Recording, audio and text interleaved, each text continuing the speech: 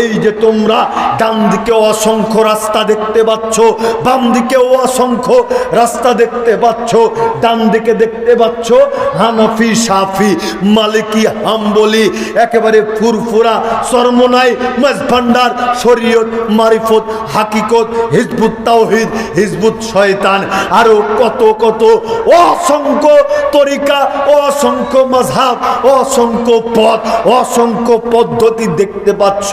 সঙ্গী সাথী, তোমরা মনে রেখো এই সবগুলি রাস্তা, এই সবগুলি তরিকা, তবে আলা কুল্লি সাবিলির প্রত্যেকটা রাস্তার মধ্যে মিনহা শাইতানুন, শয়তান ওত পেতে বসে রয়েছে, শয়তান ওত পেতে বসে রয়েছে। ইয়াদউ ইলাইহা, আল্লাহর নবী এই সমস্ত দলের একটা বৈশিষ্ট্যের কথা উল্লেখ করে দিয়ে গিয়েছেন। হাদিসটা কার বাণী? আল্লাহর বাণী। কোরআনটাও যেমন আল্লাহর বাণী, হাদিসটাও তেমন আল্লাহর বাণী। কোরআন অমান্যকারীর মধ্যে ঈমান থাকবে কি থাকবে না? থাকবে। হ্যাঁ, কথা বলেন না কা? কেউ যদি কোরআন অস্বীকার করে তবে ওই ব্যক্তির কি ঈমান থাকবে? কেউ যদি হাদিস অস্বীকার করে তবে তার মধ্যে কি ঈমান থাকবে? কোরআনটাও যার বাণী, হাদিসটাও তার বাণী। কোরআনকে যেমন অস্বীকার করলে ওই ব্যক্তির মধ্যে বিন্দুমাত্র ঈমান থাকবে না, ঠিক তেমনি ভাবে হাদিসকেও কেউ যদি অস্বীকার করে তবে সেই ব্যক্তির মধ্যে বিন্দুমাত্র ঈমান থাকবে না, বিন্দুমাত্র ঈমান থাকবে না। আর এই দেশের মাটিতে 100 মানুষ সরাসরি বলতেছে কি, নবীকে মানার প্রয়োজন নেই, নবীকে মানার প্রয়োজন নেই, শুধুমাত্র কোরআনকেই মানো, কোরআনকেই মানো। আমরাও বলে দিতে চাই, আমরাও বলে দিতে চাই, কোন মানুষ যেমন একটা আয়াতকে অস্বীকার করলে ওই মানুষের যেমন বিন্দুমাত্র ঈমান থাকবে না, ঈমান থাকবে না, ঠিক তেমনি ভাবে আল্লাহর নবীর মুখনিসৃত বাণীকে কেউ যদি অমান্য করে, কেউ যদি অস্বীকার করে তবে ওই ব্যক্তির মধ্যে বিন্দুমাত্র ঈমান থাকবে না, থাকবে না। জোরে সরে বলুন ঠিক না ঠিক? আসসালামু আলাইকুম ওয়া রাহমাতুল্লাহ।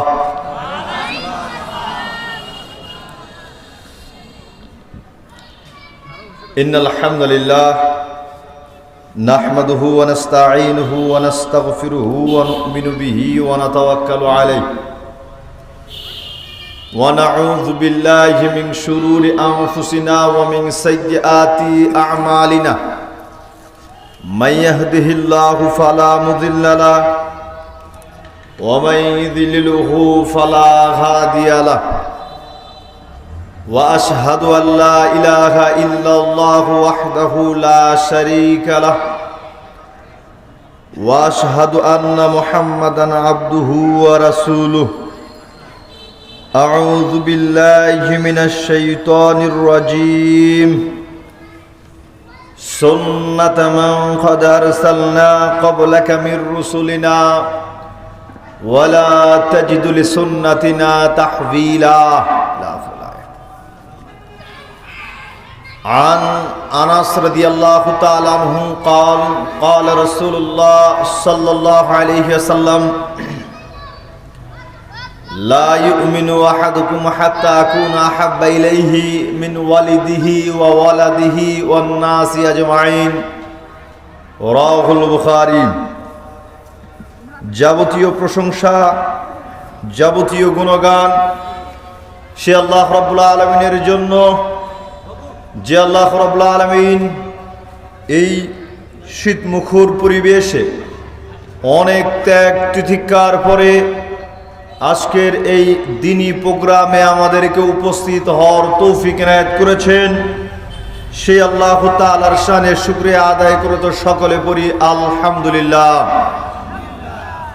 শতকোটি দরুদ ও সালাম বর্ষিত হোক শেষ নবী, আখিরি নবী, বিশ্ব মানবতার মুক্তির দিশারি জনাবে মুহাম্মদুর রাসূলুল্লাহ সাল্লাল্লাহু আলাইহি ওয়াসাল্লামের প্রতি। সংক্ষিপ্ত সময়ে আজকে উল্লেখিত আলোচ্য বিষয় ইত্তেবায়ে সুন্নাহ। ইত্তেবায়ে সুন্নাহ বা সুন্নাতের গুরুত্ব বা রাসূল সাল্লাল্লাহু আলাইহি ওয়াসাল্লামের নিঃশর্ত অনুসরণ বা সৎ আমল, আমরা এই শিরোনামগুলোকে ব্যবহার করতে পারি।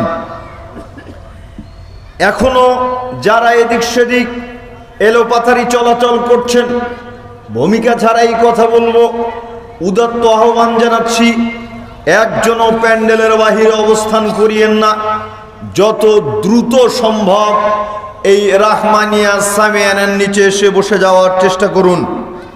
যদিও যারা এখনো মূর্খতার পরিচয় দিয়ে রাহমানিয়া সামিয়ানার নিচে না বসে বাহিরে অবস্থান করতেছেন, তাদেরকে আমি অনেকগুলো শক্ত কথা প্রেজেন্ট উপস্থিত শোনাতে পারি, যেগুলো আপনি নিতে পারবেন না। আপনার নিকটে অনেক ওজন মনে হবে, ভারী মনে হবে। উদাত্ত আহ্বান জানাচ্ছি, অতি দ্রুত এই সামিয়ানের নিচে এসে বসে যাওয়ার চেষ্টা করুন। আশেপাশে যত জায়গা রয়েছে, এই জায়গাগুলির মধ্যে সবচাইতে উত্তম জায়গা হচ্ছে এই রাহমানিয়া সামিয়ানার নিচেকার জায়গা। জোরে সোরে বলুন সুবহানাল্লাহ। তাই উদাত্ত আহ্বান জানাচ্ছি, আপনারা অতি দ্রুত চলে আসার চেষ্টা করুন। আল্লাহ সুবহানাহু ওয়া তাআলা আমাদেরকে সহজ করুক, আল্লাহুম্মা আমিন।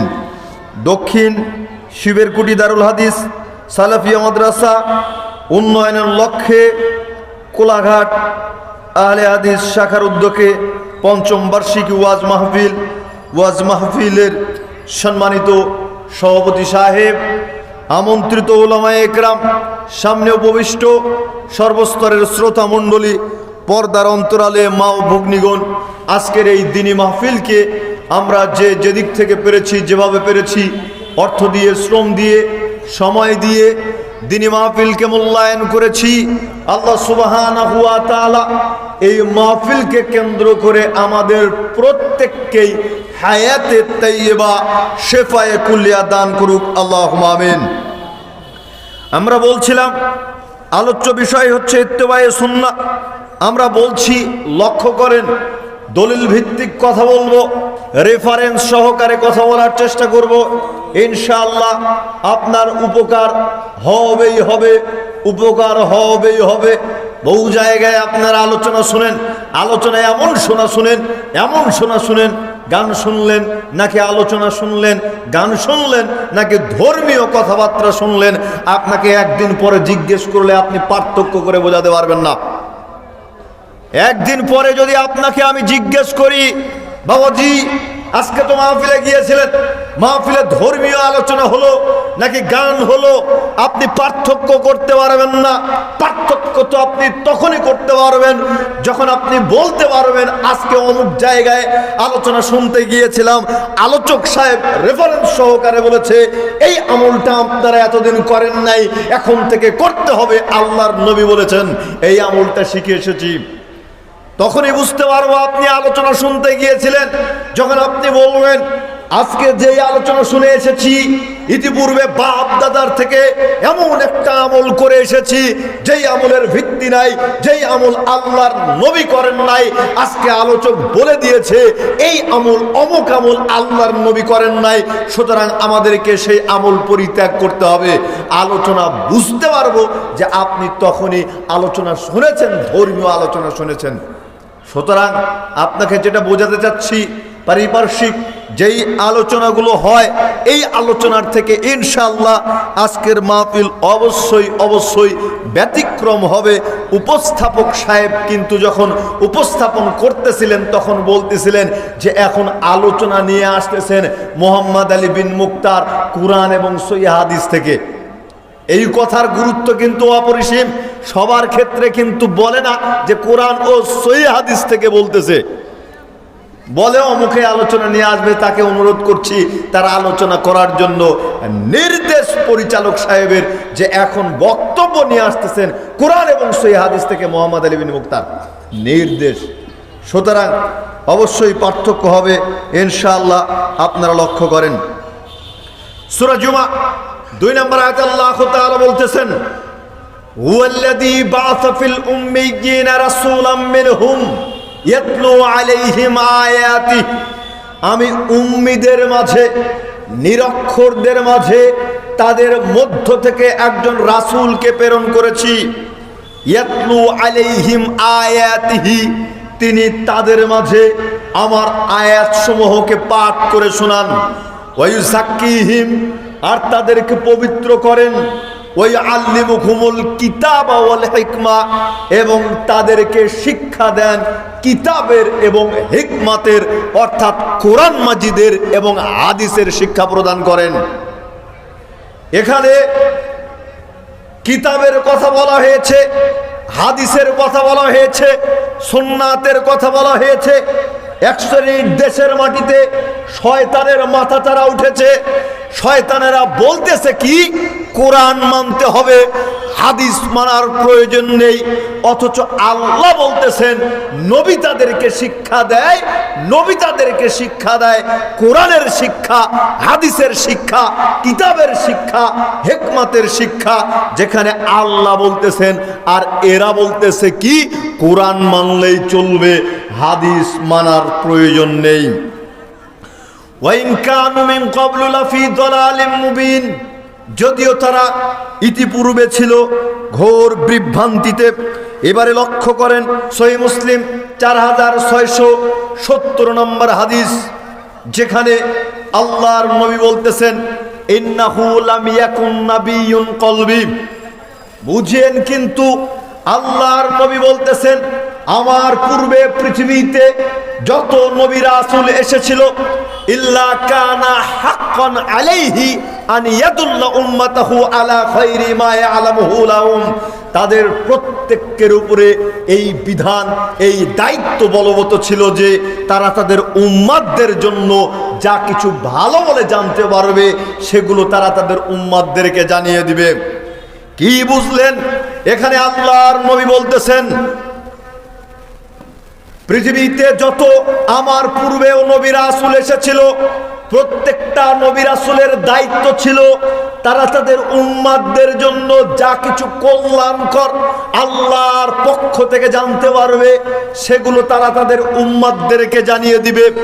ওয়াইনযিরহুম শাররা মা ইয়ালামুহু লাহুম, আর তাদের উম্মাতদের জন্য যা কিছু ক্ষতিকর বলে জানতে পারবে, যা কিছু অকল্যাণকর বলে জানতে পারবে, সেগুলোও তারা তাদের উম্মাতদেরকে জানিয়ে দিবে। তাহলে বুঝতে পারলাম নবীদের কাজ হচ্ছে সতর্ক করা, নবীদের কাজ হচ্ছে মানুষদেরকে জাহান্নাম থেকে ফিরিয়ে নিয়ে এসে জান্নাতের দিকে অগ্রসর করে দেওয়া। আর এই দেশের মাটিতে এক শ্রেণীর মানুষ সরাসরি বলতেছে কি, নবীকে মানার প্রয়োজন নেই, নবীকে মানার প্রয়োজন নেই, শুধুমাত্র কোরআনকেই মানো, কোরআনকেই মানো।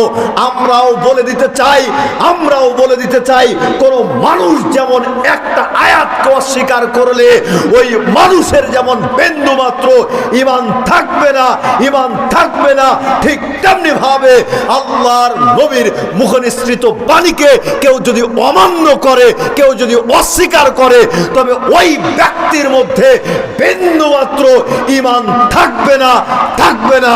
জোরে সরে বলুন ঠিক না ঠিক? অন্যত্র আল্লাহ তাআলা বলতেছেন ওয়ানজালাল্লাহু আলাইকাল কিতাবা ওয়াল হিকমাতা ওয়া আল্লামাকা মা লাম তাকুন তাআলাম। মুহাম্মদ সাল্লাল্লাহু আলাইহি ওয়াসাল্লাম, আপনি জেনে রাখুন, আপনি শুনুন, আপনার প্রতি কিতাব নাজিল করা হয়েছে, হিকমত নাজিল করা হয়েছে, এমন কিছু আপনাকে শিখিয়ে দেওয়া হয়েছে যে বিষয়ে আপনি জানতেন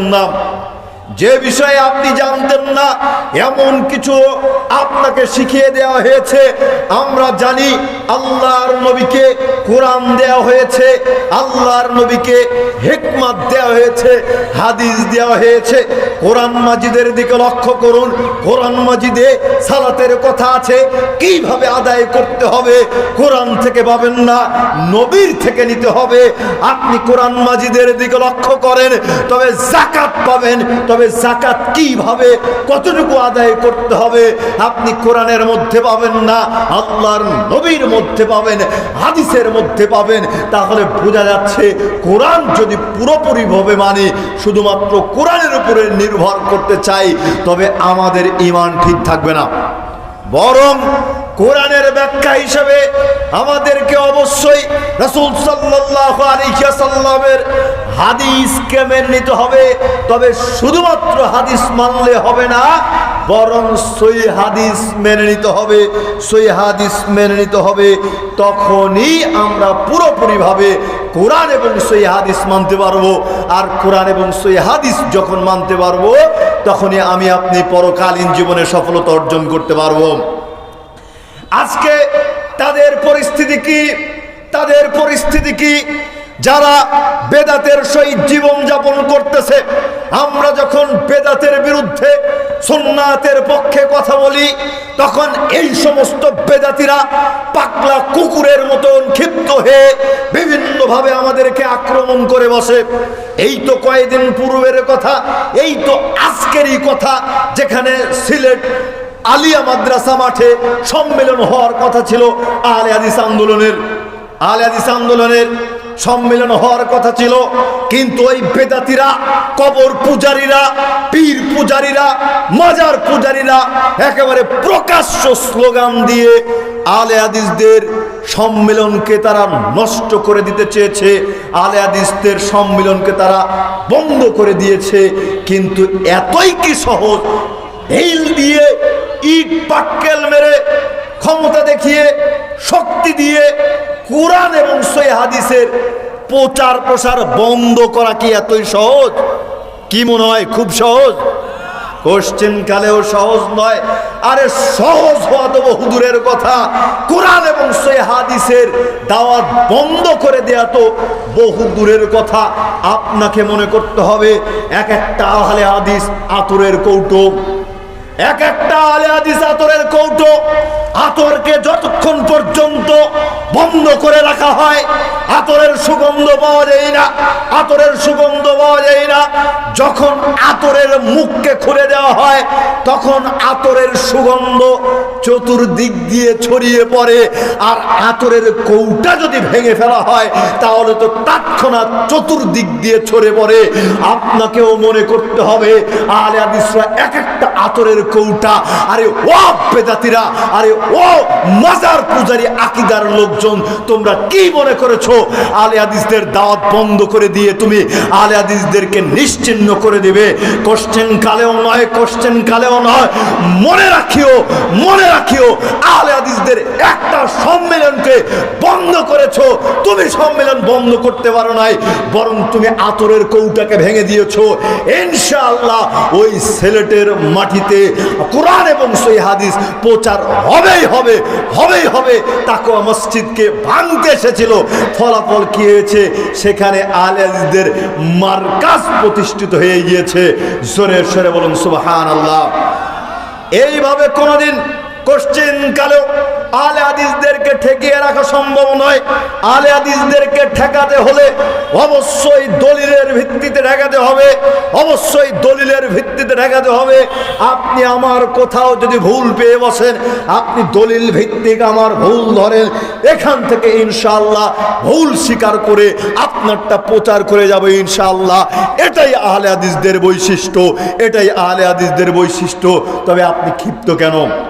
আপনাকে দাওয়াত প্রচারের মাধ্যম ইট মারা, ঢেল মারা, আঘাত করা, কপাল ফাটানো, জবাই করা, এটা ভাবতে বলেছে কে? এটা দাওয়াতি মাধ্যম। আপনাকে চিন্তা করতে বলেছে কে? আমি বলছিলাম বেদাতিরা পাগলা কুকুরের মতন ক্ষিপ্ত হয়ে যায়, বেদাতিরা পাগলা কুকুরের মতন ক্ষিপ্ত হয়ে যায়। আপনি কথাটা অনেক ওজন নিয়ে ভাবতে পারেন, এইটা কিন্তু আমার কথা নয়। আপনি লক্ষ্য করেন সুনান আবু দাউদ 4597 নম্বর হাদিস, মিশকাতের 172 নম্বর হাদিস, যেখানে আল্লাহর নবী বলতেছেন ওয়াইন্নাহু সায়াখরুজু মিন উম্মতি আকওয়ামুন তাজারা বিহিম তিলকাল আহওয়াউ কামা ইয়াতাজারাল কালবু বিসাহিবিহি। আমার উম্মাতের মধ্যে একদল উম্মাতের আবির্ভাব ঘটবে, যাদের পুরা শরীর বেদাতের কুপ্রবৃত্তি এমনভাবে বিস্তার লাভ করবে যেমন জলাতঙ্ক রোগ রোগীর সর্বশরীরে বিস্তার লাভ করে।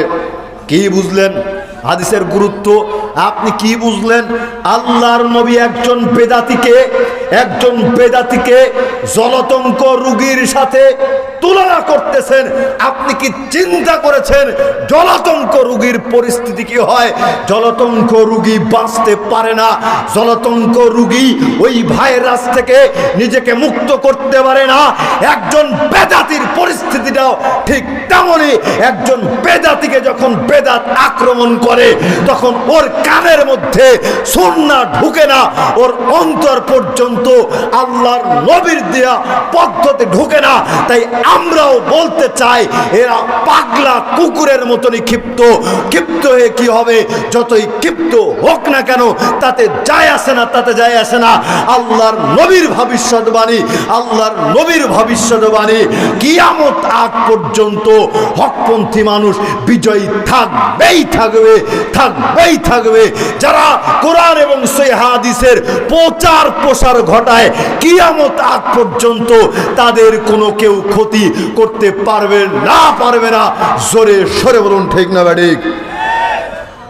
সহিহ মুসলিম 2241 নম্বর হাদিস, আল্লাহর নবী বলতেছেন, ওমান সান্না ফিল ইসলামি সুন্নাতান সাইয়্যাতান কানা আলাইহি বিজরুহা ওয়া বিজরু। যে ব্যক্তি ধর্মের মধ্যে কোনো পাপ কাজের প্রচলন ঘটায়, যে ব্যক্তি ইসলামের মধ্যে কোনো পাপ কাজের প্রচলন ঘটায়, ওই ব্যক্তিকেই ওই পাপের বোঝা এবং শাস্তি বহন করতে হবে। হাদিসটা খুবই গুরুত্বপূর্ণ হাদিস। বরং যারা ধর্মীয় ব্যাপারে কথাবার্তা বলে থাকে এদের ব্যাপারে খুবই গুরুত্বপূর্ণ একটা হাদিস, যেখানে আল্লাহর নবী বলতেছেন, যারা ধর্মের মধ্যে কোনো পাপ কাজ ঢোকায়, কোনো অশ্লীল কাজ ঢোকায়, তবে তাকেই এই পাপের শাস্তি, পাপের বোঝা বহন করতে হবে। মান আমিলা মিন বাদিহা মিন গায়রি। এবং তাকে অনুসরণ করে যারা পাপ কাজ করে তাদের পাপের বোঝা এবং শাস্তি তাদেরকে বহন করতে হবে।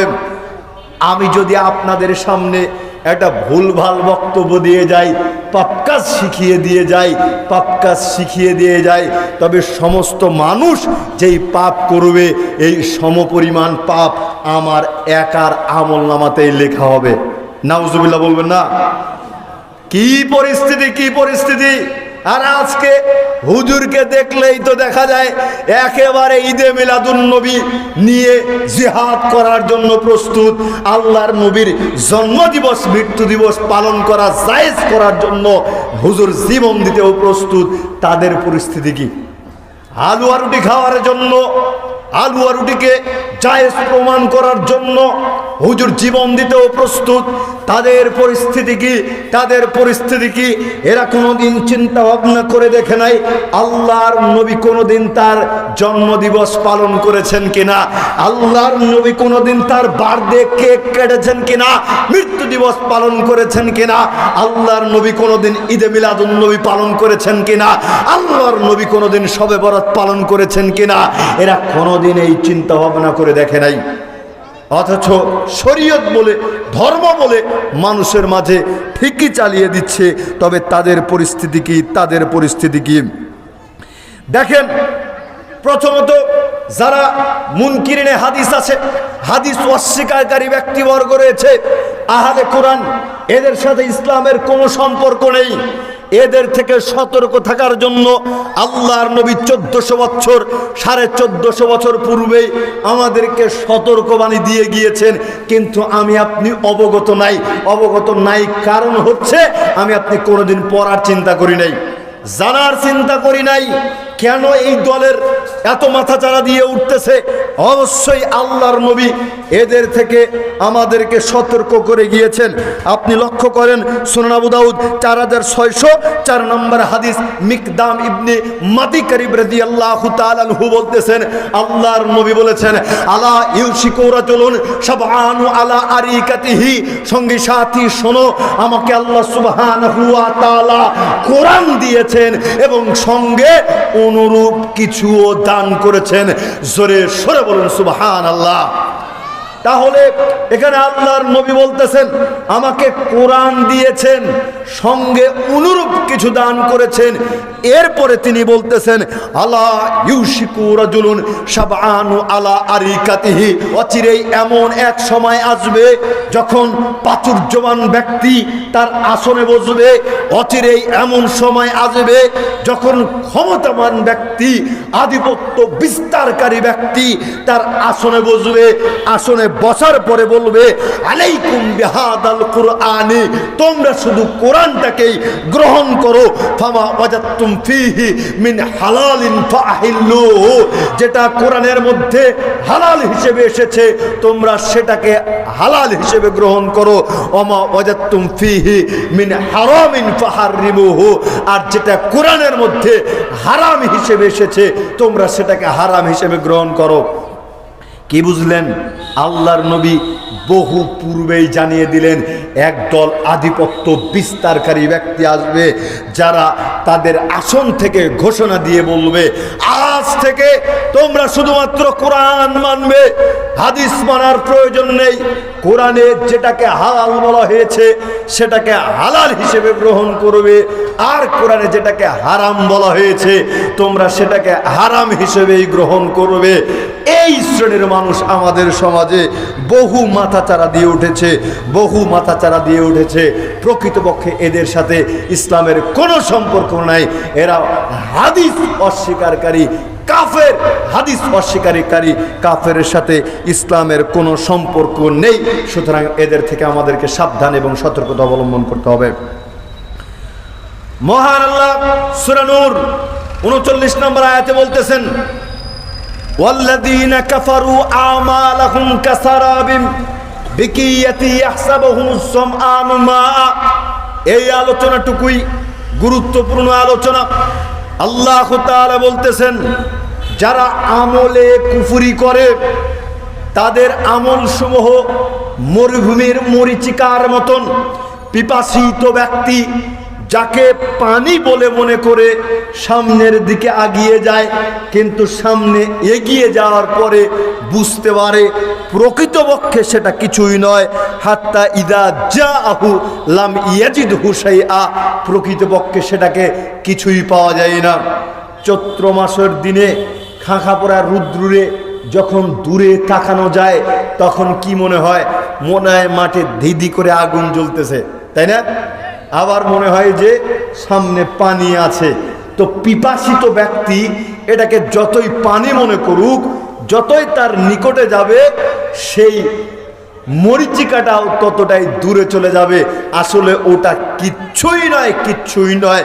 আল্লাহ তাআলা তাদের দৃষ্টান্ত দিচ্ছেন যারা আমল করে আল্লাহর পদ্ধতিতে করে না, নবীর পদ্ধতিতে করে না, আল্লাহর নির্দেশিত পন্থায় করে না, তাদের আমলগুলো মরুভূমির মরিচিকার মতন। প্রকৃতপক্ষে তাদের আমল বলতে কিছুই নয়। এরপরে লক্ষ্য করেন সূরা কাহফ 103 নম্বর আয়াত, যেখানে আল্লাহ তাআলা বলতেছেন কুল হাল নুনাব্বিউকুম বিল আখসারিনা আমালা, আমি কি তাদের কথা তোমাদেরকে বলবো না যারা আমলে সর্বাধিক ক্ষতিগ্রস্ত? কি বুঝলেন?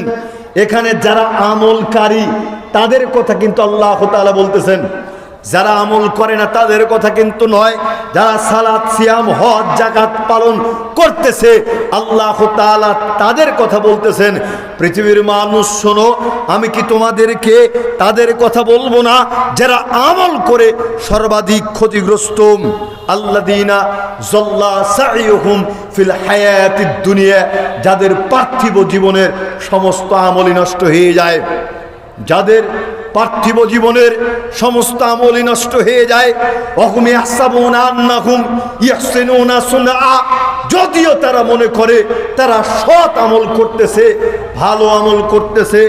শিরিক যুক্ত আমলকারী ব্যক্তি, বেদাত যুক্ত আমলকারী ব্যক্তি বেদাত করে, শিরিক করে, ভালো মনে করেই কিন্তু দেখেন আল্লাহ তাআলা স্পষ্ট বলে দিলেন এরা যদিও মনে করে এরা সৎ আমল করতেছে, কিন্তু প্রকৃতপক্ষে এরা সৎ আমল করতেছে না, বরং এদের যত আমল রয়েছে সমস্ত আমলই নষ্ট হয়ে যাচ্ছে।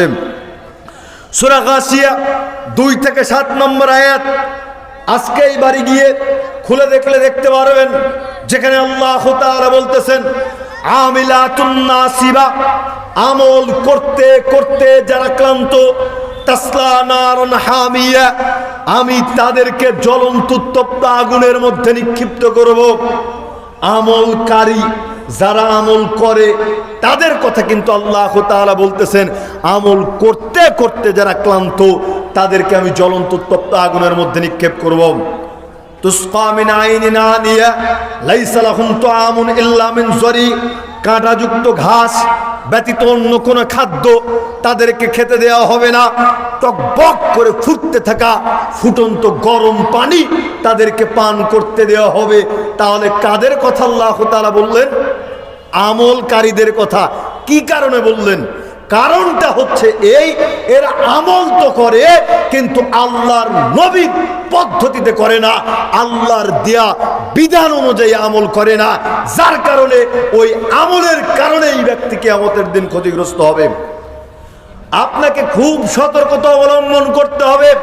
একটা আমল যদি আপনার কম হয় তাতে খুব বেশি ক্ষতি হবে না, কিন্তু একটা আমল যদি আপনার বুজুর্গানে দিনের পদ্ধতিতে হয়, ইমাম সাহেবের পদ্ধতিতে হয়, আল্লাহর নবীর পদ্ধতিতে যদি না হয়, তবে ওই আমলের কারণেই আপনি ক্ষতিগ্রস্ত হবেন, ওই আমলের কারণেই আপনাকে জাহান্নামে যেতে হতে পারে। সূরা মুহাম্মদ 33 নম্বর আয়াত, আল্লাহ তাআলা বলতেছেন ইয়া আইয়ুহাল্লাযীনা আমানু, হে ঈমানদারগণ যারা ঈমান আনয়ন করেছো, আতিউল্লাহ, তোমরা আল্লাহর আনুগত্য করো, ওয়া আতিউর রাসূল, রাসূলের আনুগত্য করো, ওয়ালা তুবতিলু আমালাকুম, এবং তোমাদের আমলগুলিকে নষ্ট করিও না। কি বুঝলেন?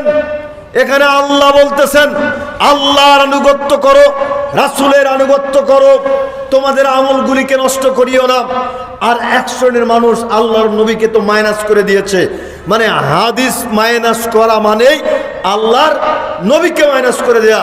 তারা বলতেছে হাদিস মানার প্রয়োজন নেই, অথচ আল্লাহ বলতেছেন আল্লাহর আনুগত্য এবং রাসূলের আনুগত্যের মধ্যে যদি বিন্দুমাত্র প্লাস মাইনাস করার চিন্তা করো, তোমাদের যত আমল রয়েছে সমস্ত আমলই নষ্ট হয়ে যাবে। নাউজুবিল্লাহ, আস্তাগফিরুল্লাহ। সহিহ বুখারী 15 নম্বর হাদিস লক্ষ্য করেন, আনাস রাদিয়াল্লাহু তাআলা আনহু বলতেছেন আল্লাহর নবী বলেছেন লা ইউমিনু আহাদুকুম হাত্তা কুনা আহাব্বা ইলাইহি মিন ওয়ালিদিহি ওয়া ওয়ালাদিহি ওয়ান নাসি আজমাইন।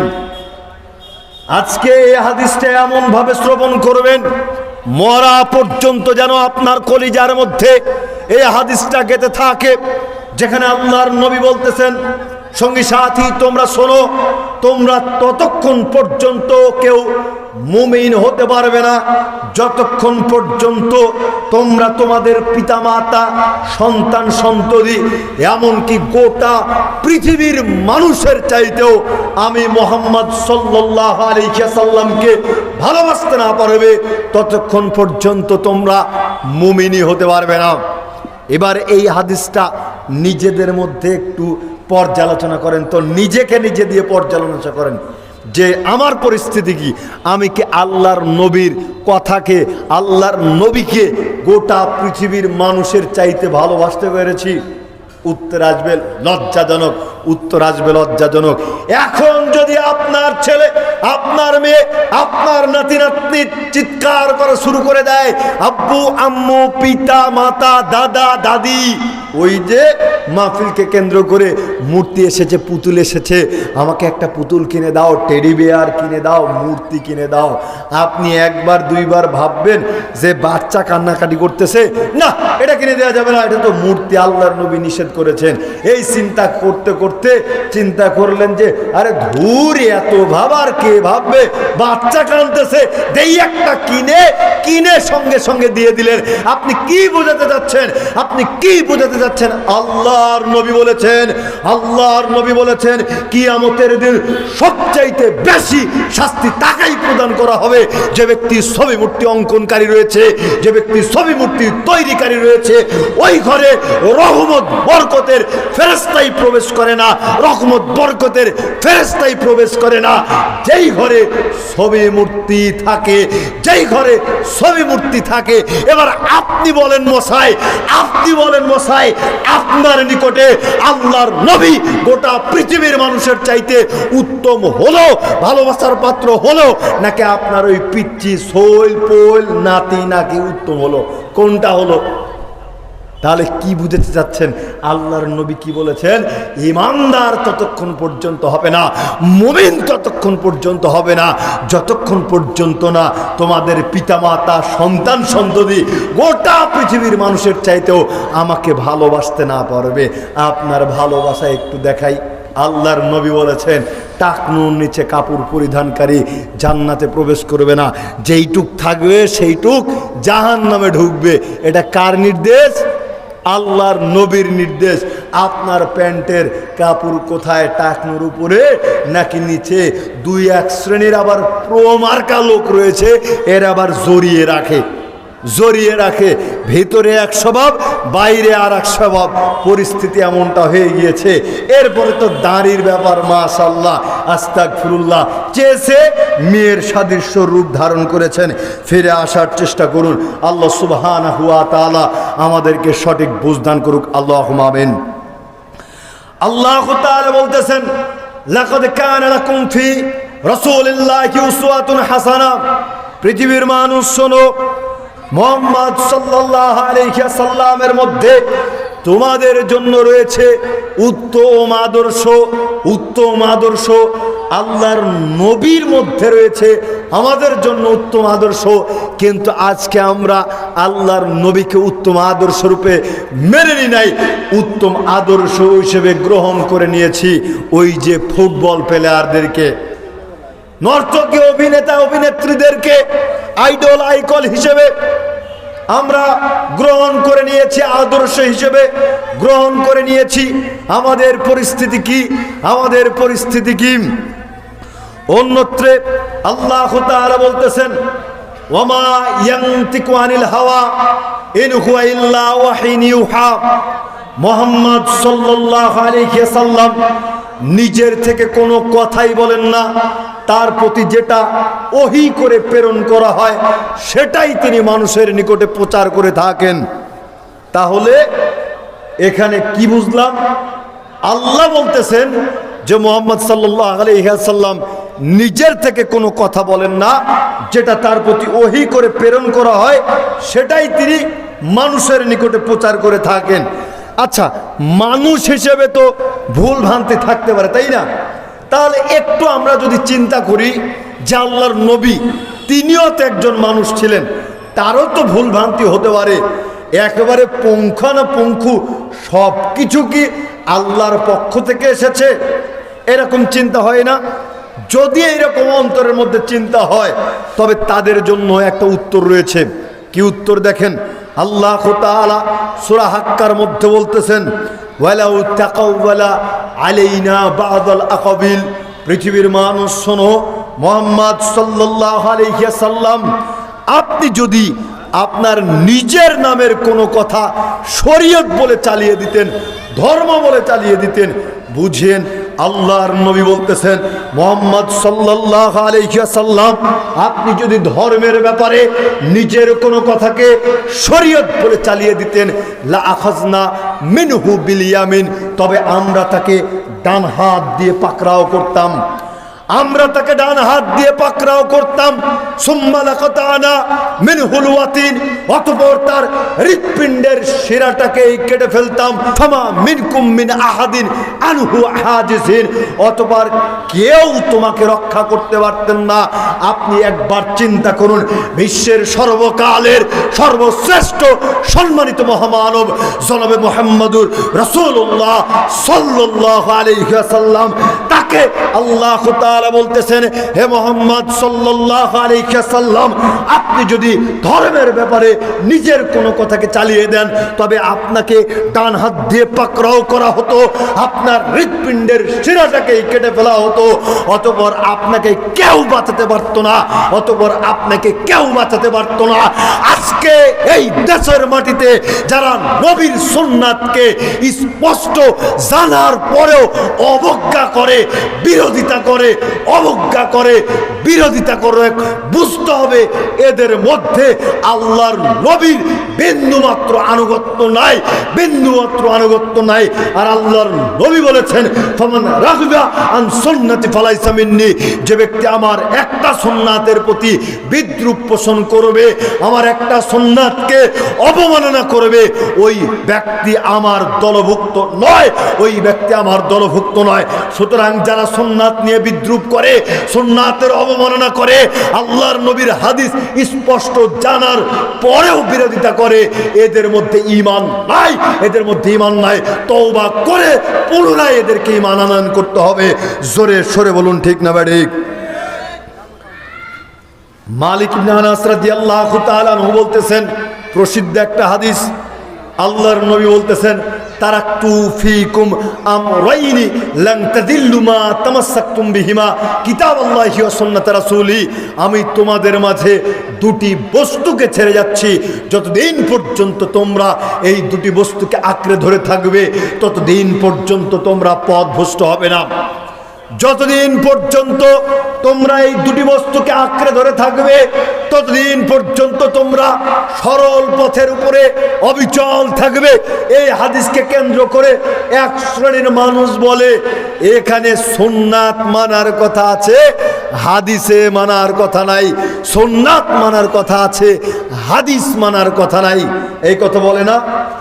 এই কথা বলে কিনা? আচ্ছা বলেন তো দেখি, একটা প্রশ্ন করি, সেটা হচ্ছে কোরআনটা কার বাণী? আল্লাহর বাণী। আর হাদিসটা কার বাণী?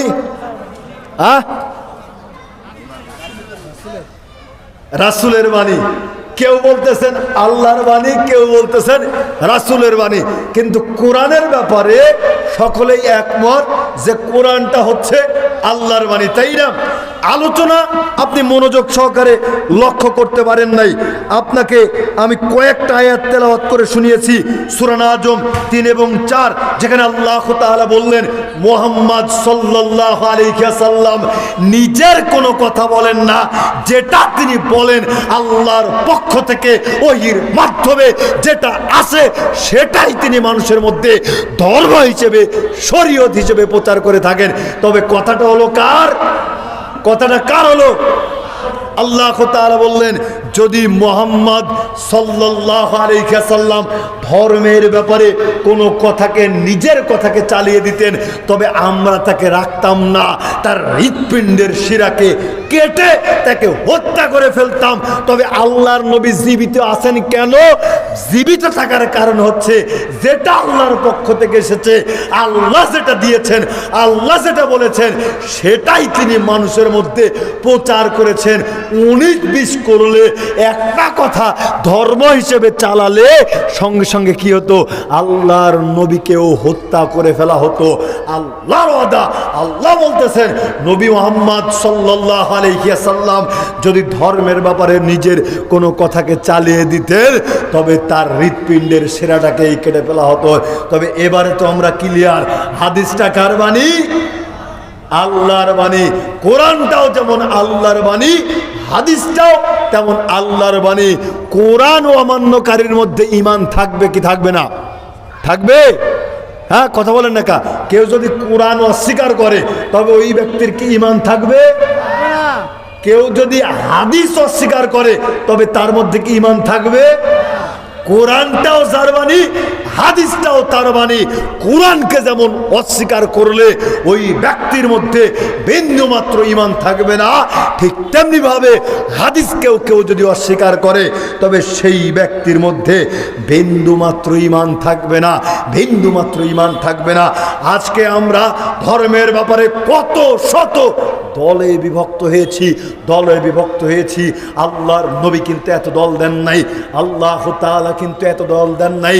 আল্লাহর নবী আমাদের পরকালীন জীবনে পাথেয় জোগাড় করার জন্য কোরআন এবং হাদিসকে দিয়েছেন, আমরা সঙ্গে আরো কয়েকটা যোগ করে দিয়েছি। এবারে লক্ষ্য করেন সূরা আনআম 153 নম্বর আয়াত, যেখানে আল্লাহ তাআলা বলতেছেন ওয়ান্না হাযা সিরাতি মুস্তাকিমান ফাত্তাবিউহু, এটাই হচ্ছে আমার সরল পথ, সুতরাং তোমরা এরই অনুসরণ করো। ওয়ালা তাত্তাবিউস সুবুলা ফাতাফাররাকু বিকুম আন সাবিলিহি, যদি তোমরা এই পথ ছেড়ে দিয়ে ভিন্ন কোনো পথ অনুসরণ করো তবে তোমরা সরল সঠিক পথ থেকে বিচ্যুত হয়ে পড়বে। তাহলে সরল পথ একটা, আপনাকে মনে রাখতে হবে, সরল পথ নাজাত পাওয়ার পথ মাত্র একটা। এই একটা পথকে ছেড়ে দিয়ে আমি আপনি যদি ভিন্ন কোনো পথের আশ্রয় নেই তবে কি হবে, একেবারে সরল পথ থেকে আমরা ছিটকে পড়ব। এবারে আসি, কেন আমরা এত দল এত মত গ্রহণ করব? আমরা যে এই ভাগাভাগি হব ধর্মের ব্যাপারে, এটা আল্লাহর নবী পূর্বে থেকেই বলে গিয়েছেন, আল্লাহর নবী ভবিষ্যৎবাণী দিয়ে গিয়েছেন। সুনান ইবনে মাজাহ 11 নম্বর হাদিস, আজকে এই বাড়িতে গিয়ে খুলে দেখলে দেখতে পারবেন। জাবির ইবনে আব্দুল্লাহ রাদিয়াল্লাহু তাআলা আনহু বলতেছেন, কুন্না ইনদান নবী সাল্লাল্লাহু আলাইহি ওয়াসাল্লাম, আমরা আল্লাহর নবীর নিকটে বসা ছিলাম। আল্লাহর নবী ফাখাত্তা খাত্তা খাত্তাইনি আন ইয়ামিনিহি ওয়া খাত্তা খাত্তাইনি আন ইয়াসিরিহি, আল্লাহর নবীর সাথে আমরা বসা ছিলাম। আল্লাহর নবী একটি রেখা টানলেন, সরল রেখা। কয়টা রেখা টানলেন? একটা রেখা টানলেন, একটা রেখা টানলেন, সরল রেখা। ওই সরল রেখার ডান দিকে দুইটা রেখা টানলেন এবং বাম দিকেও দুইটা রেখা টানলেন। মোট কয়টা রেখা হলো? চারটা। চারটা হলো কি? পাঁচটা। প্রথমে একটা, আল্লাহর নবী একটা রেখা টেনেছেন, সেই রেখার ডান দিকে দুইটা, বাম দিকেও দুইটা। তাহলে আমরা প্রথমত ইসলামকে কয় ভাগে বিভক্ত করেছি? হ্যাঁ, বড় বড় 4 ভাগে বিভক্ত করে ফেলেছি। কিন্তু দেখেন এর পরে খুবই গুরুত্বপূর্ণ ইন্টারেস্টিং ব্যাপার রয়েছে। সুম্মা ওয়াদা ইয়াদাহু ফিল খাত্তিল আওসাতি ফাকালা হাযা সাবিলিল্লাহ, ওই যে প্রথম যেই সরল রেখাটি আল্লাহর নবী টেনেছিলেন, এই সরল রেখার উপরে আল্লাহর নবী আঙ্গুল রেখে বললেন, এটাই হচ্ছে আল্লাহর রাস্তা, এটাই হচ্ছে আল্লাহর রাস্তা। ওই যে ডান দিকের দুইটা, বাম দিকের দুইটা, এই 4টা রাস্তা ফাও, এই 4টা রাস্তার ব্যাপারে আল্লাহর নবী কোনো কথা বললেন না। তাহলে প্রথম যেই রেখাটি টেনেছিলেন, এই রেখার উপরে আঙ্গুল রেখে বললেন আল্লাহর নবী, এটাই হচ্ছে আল্লাহর রাস্তা। বাকি 4টা রাস্তার ব্যাপারে আল্লাহর নবী কোনো কথা বললেন না। যদি কোনো কথা নাই বলতেন তবে তো একটা কথা ছিল যে আল্লাহর নবী সেই রাস্তার ব্যাপারে কিছু বলেননি, বরং অন্য বিবরণের দিকে যদি লক্ষ্য করি, ভয়ঙ্কর তথ্য আল্লাহর নবী দিচ্ছেন। লক্ষ্য করেন, আহমদ নাসাই মিশকাতের 166 নম্বর হাদিসে খুললে দেখতে পারবেন, আব্দুল্লাহ ইবনে মাসউদ রাদিয়াল্লাহু তাআলা আনহু বলতেছেন, খাত্তালানা রাসূলুল্লাহ সাল্লাল্লাহু আলাইহি ওয়াসাল্লাম খাত্তা, আল্লাহর নবী আমাদেরকে আরো স্পষ্টভাবে বোঝানোর জন্য মাটিতে দাগ কাটলেন। সুম্মা ক্বালা হাযা সাবিলিল্লাহ, অতঃপর বললেন এটাই আল্লাহর রাস্তা। আল্লাহর নবী কি করলেন? একটা সরল রেখা টানলেন। সরল রেখা টানার পরে আল্লাহর নবী বলতেছেন এটাই হচ্ছে আল্লাহর রাস্তা। এরপরে দেখেন ভয়ঙ্কর ব্যাপার, সুম্মা খাত্তা খুতুতা আন ইয়ামিনিহি ওয়া আন শিমালিহি, অতঃপর আল্লাহর নবী ডান দিকে 2টা রেখা টানলেন, আবার বাম দিকেও 2টা রেখা টানলেন। অতঃপর বলে উঠলেন, আলা কুল্লি সাবিলিন, সঙ্গী সাথী তোমরা শুনে রাখো, তোমরা জেনে রাখো, এই সবগুলোই রাস্তা, সবগুলোই তরিকা, সবগুলোই মাযহাব, সবগুলোই পদ্ধতি। আমি আবারও আপনাকে বলতে চাচ্ছি, মনে করেন আল্লাহর নবী একটা রেখা টানলেন, রেখা টানার পরে ডান দিকে কয়েকটা রেখা টানলেন, বাম দিকে কয়েকটা রেখা টানলেন। প্রথম যেই রেখাটি আল্লাহর নবী টেনেছিলেন, এই রেখার উপরে আঙ্গুল রেখে বলতেছেন, সঙ্গী সাথী শোনো, এটাই হচ্ছে সরল পথ, এটাই হচ্ছে আল্লাহর রাস্তা। এই যে তোমরা ডান দিকে অসংখ্য রাস্তা দেখতে পাচ্ছ, বাম দিকেও অসংখ্য রাস্তা দেখতে পাচ্ছ, ডান দিকে দেখতে পাচ্ছ হানাফি, শাফি, মালিকি, হাম্বলি, একেবারে ফুরফুরা, চরমনাই, মাঝভান্ডার, শরীয়ত, মারিফত, হাকিকত, হিজবুত তাওহীদ, হিজবুত শয়তান, আরো কত কত অসংখ্য তরিকা, অসংখ্য মাযহাব, অসংখ্য পথ, অসংখ্য পদ্ধতি দেখতে পাচ্ছ। সঙ্গে সাথী তোমরা মনে রেখো, এই সবগুলি রাস্তা, এই সবগুলি তরিকা, তবে আলা কুল্লি সাবিলিন, প্রত্যেকটা রাস্তার মধ্যে মিনহা শাইতানুন, শয়তান ওত পেতে বসে রয়েছে, শয়তান ওত পেতে বসে রয়েছে। ইয়াদউ ইলাইহা, আল্লাহর নবী এই সমস্ত দলের একটা বৈশিষ্ট্যের কথা উল্লেখ করে দিয়ে গিয়েছেন। কি সেই বৈশিষ্ট্য? সেই বৈশিষ্ট্যটা হলো এরা প্রত্যেকেই নিজেরা নিজেদের দিকে ডাকে, তারা নিজেরা নিজেদের দিকে ডাকে। আমরা যদি লক্ষ্য করি, এই দেশের মাটিতে অসংখ্য দল, অসংখ্য পথ, অসংখ্য পদ্ধতি দেখতে পারবো, যারা বারবার চিৎকার চেঁচামেচি করে বলতেছে, আসো উট, গরু, ভেড়া, দুম্বা নিয়ে আমার দরবারে চলে আসো, কিয়ামতের দিন বড় বড় জাহাজে করে তোমাদেরকে কিয়ামতের মাঠ পার করে দিব। এই মার্কা লোক আমাদের দেশে আছে না নাই? আছে, বহু আছে। তাহলে কি বলছিলাম, আল্লাহর নবী ভবিষ্যৎবাণী দিয়ে গেলেন। সঙ্গে সাথী শোনো, এই সবগুলি রাস্তা, সবগুলি তরিকা, তবে প্রত্যেকটা রাস্তার মধ্যে শয়তান বসে রয়েছে। এই দলের একটা বৈশিষ্ট্য, এই দল বলে আসো আমাদের দলে, আসো আমাদের দলে। আর আমরা কি বলি বলেন তো দেখি, বলতে পারবেন কেউ? হ্যাঁ, আমরা কি বলি? আসুন কোরআন এবং সহিহ হাদিসের দিকে, আসুন কোরআন এবং সহিহ হাদিসের আলোকে জীবন যাপন করি, পবিত্র কোরআন এবং সহিহ হাদিসের আলোকে জীবন যাপন করি। আমরা কি বলেছি? আমি মোহাম্মদ আলী, আমার দলে আসো, দলটা ভারী করে দাও। আমরা এই কথা বলিনি, বরং আমরা বলি, আমি ব্যক্তি পার্সনকে আপনাকে 5 পয়সা মূল্য দেওয়ার কোনো প্রয়োজন নেই। আপনি কোরআন এবং সহিহ হাদিস মানেন, আপনি কোরআন এবং সহিহ হাদিস মানেন, তবেই আপনারা পরকালীন জীবনে সফলতা অর্জন করতে পারবেন, ইনশাল্লাহ সফলতা অর্জন করতে পারবেন। তবে আমরা এইটা তো বুঝতে পারলাম যে যারা বলতেছে আসো আমগের দরবারে উট, গরু, ভেড়া, দুম্বা নিয়ে কিয়ামতের দিন তোমাদেরকে জাহাজে করে পার করে দিব, এরা ডাহা মৃত্যুক, এটা তো স্পষ্ট, ঠিক না ঠিক? ডাহা মৃত্যুক, এদের চাইতে মৃত্যুক দুনিয়াতে আর কেউ নেই। আল্লাহর নবী অন্য এক বিবরণীতে বলতেছেন, সঙ্গী সাথী শোনো, কিয়ামতের দিন তোমাদেরকে সাদা ধবধবে সমতল রুটির ন্যায় জমিনের উপরে উপস্থিত করা হবে। লাইসা ফিহা মালুমুন আহাদ, সেই দিন কারো বিশেষ কোনো পরিচিতি থাকবে না। তাহলে প্রথমত বুঝতে পারলাম, সাদা ধবধবে রুটির ন্যায় জমিনের উপর উপস্থিত করা হবে, না থাকবে পানি, না থাকবে জাহাজ। আরে পীর সাহেবের যে জাহাজ 3 মাস 6 মাস 6 বছর পরে জং ধরে ফুটো হয়ে যাবে, কিয়ামত থাকলো কবে? সেই পর্যন্ত বাংলাদেশের লোহা টিকবে নাকি? হ্যাঁ, টিকবে? নাউজুবিল্লাহ, আস্তাগফিরুল্লাহ। পরিস্থিতি কি? তাহলে বলছিলাম, সেই দিন কারো কোনো বিশেষ পরিচয় থাকবে না।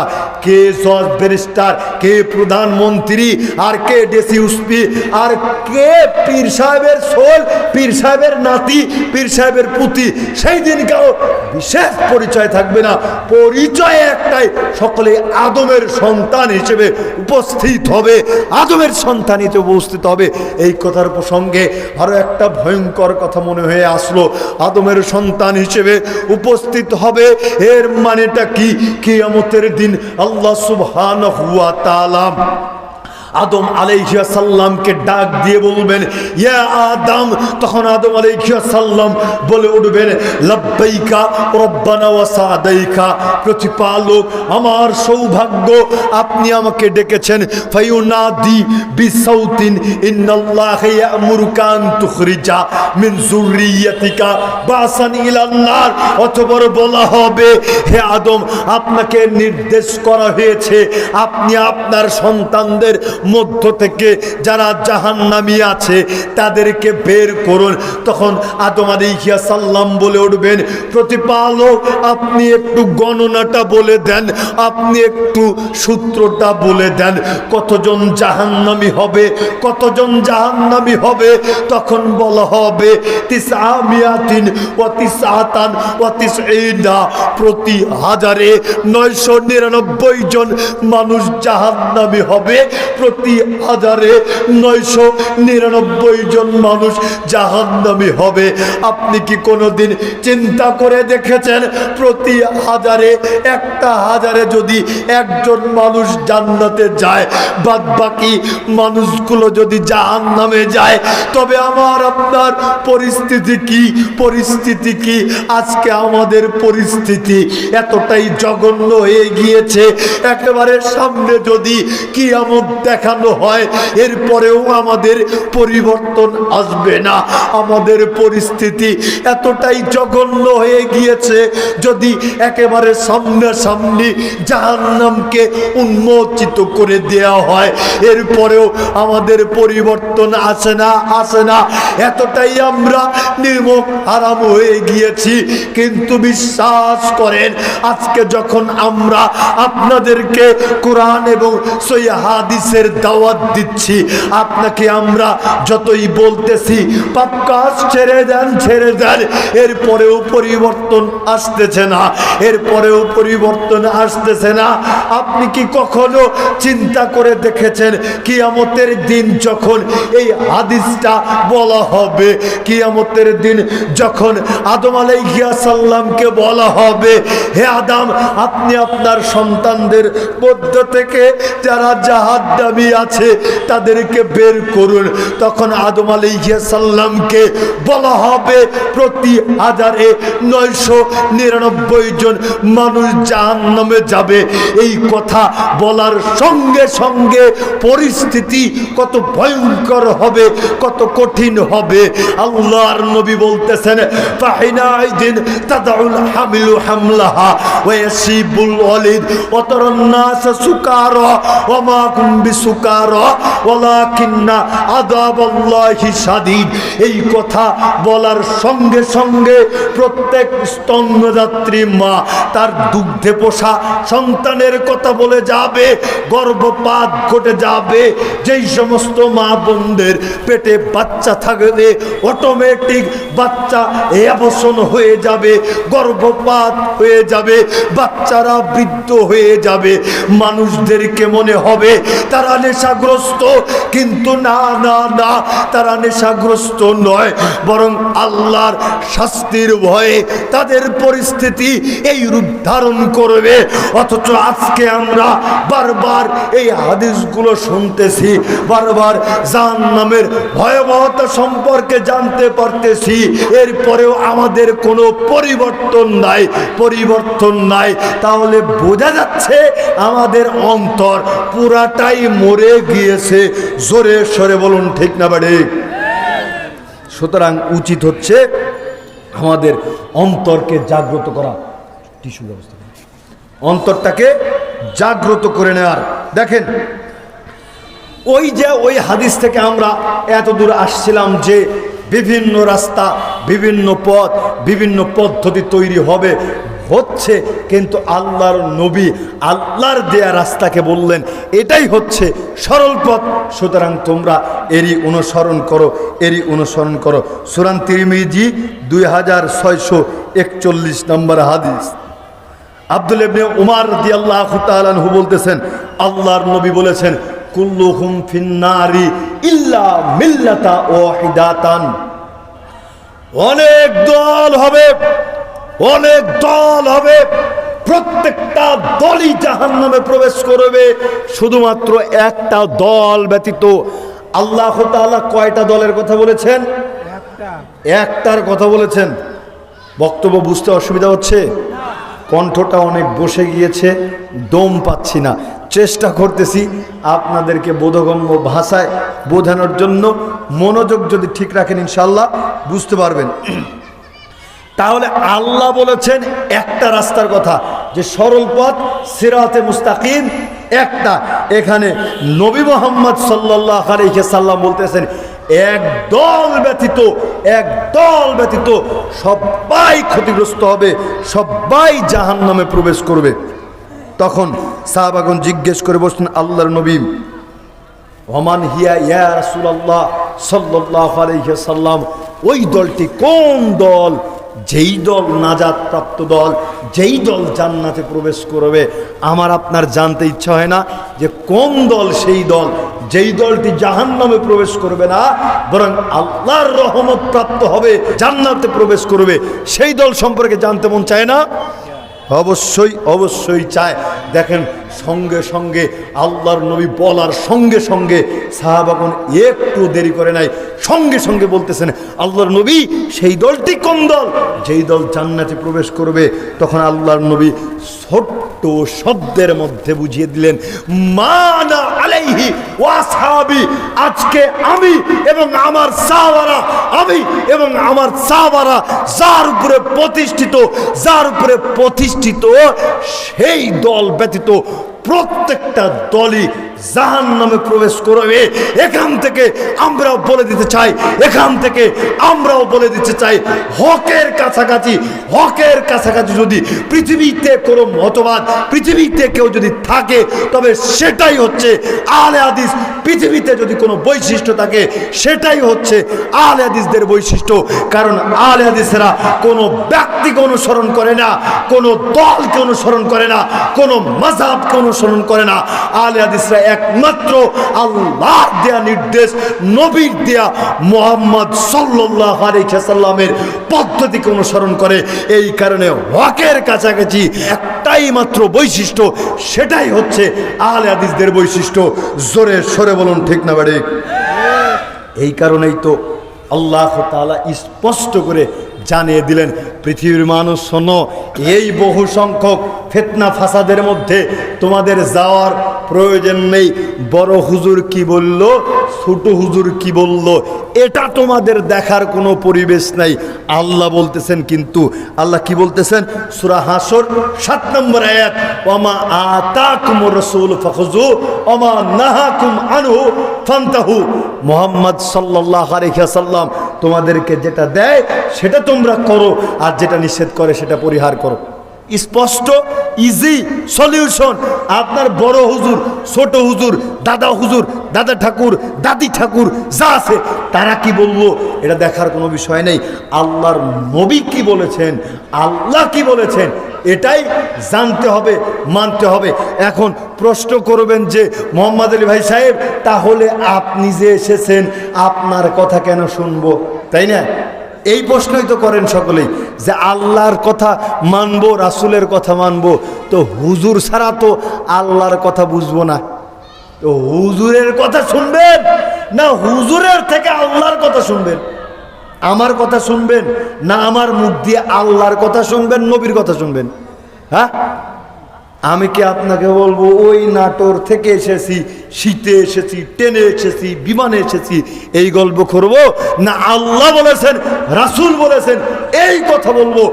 এই কথা শুনবেন হুজুর থেকে, বলবেন হুজুর আপনার কেচ্ছা কাহিনী বলার প্রয়োজন নেই, আল্লাহ কি বলছেন, রাসূল কি বলছেন, এইটা বলেন, এইটা বলেন। কারণ আল্লাহ বলতেছেন, ওমা আতাকুমুর রাসূল ফাখুযু ওমা নাহাকুম আনহু ফান্তাহু।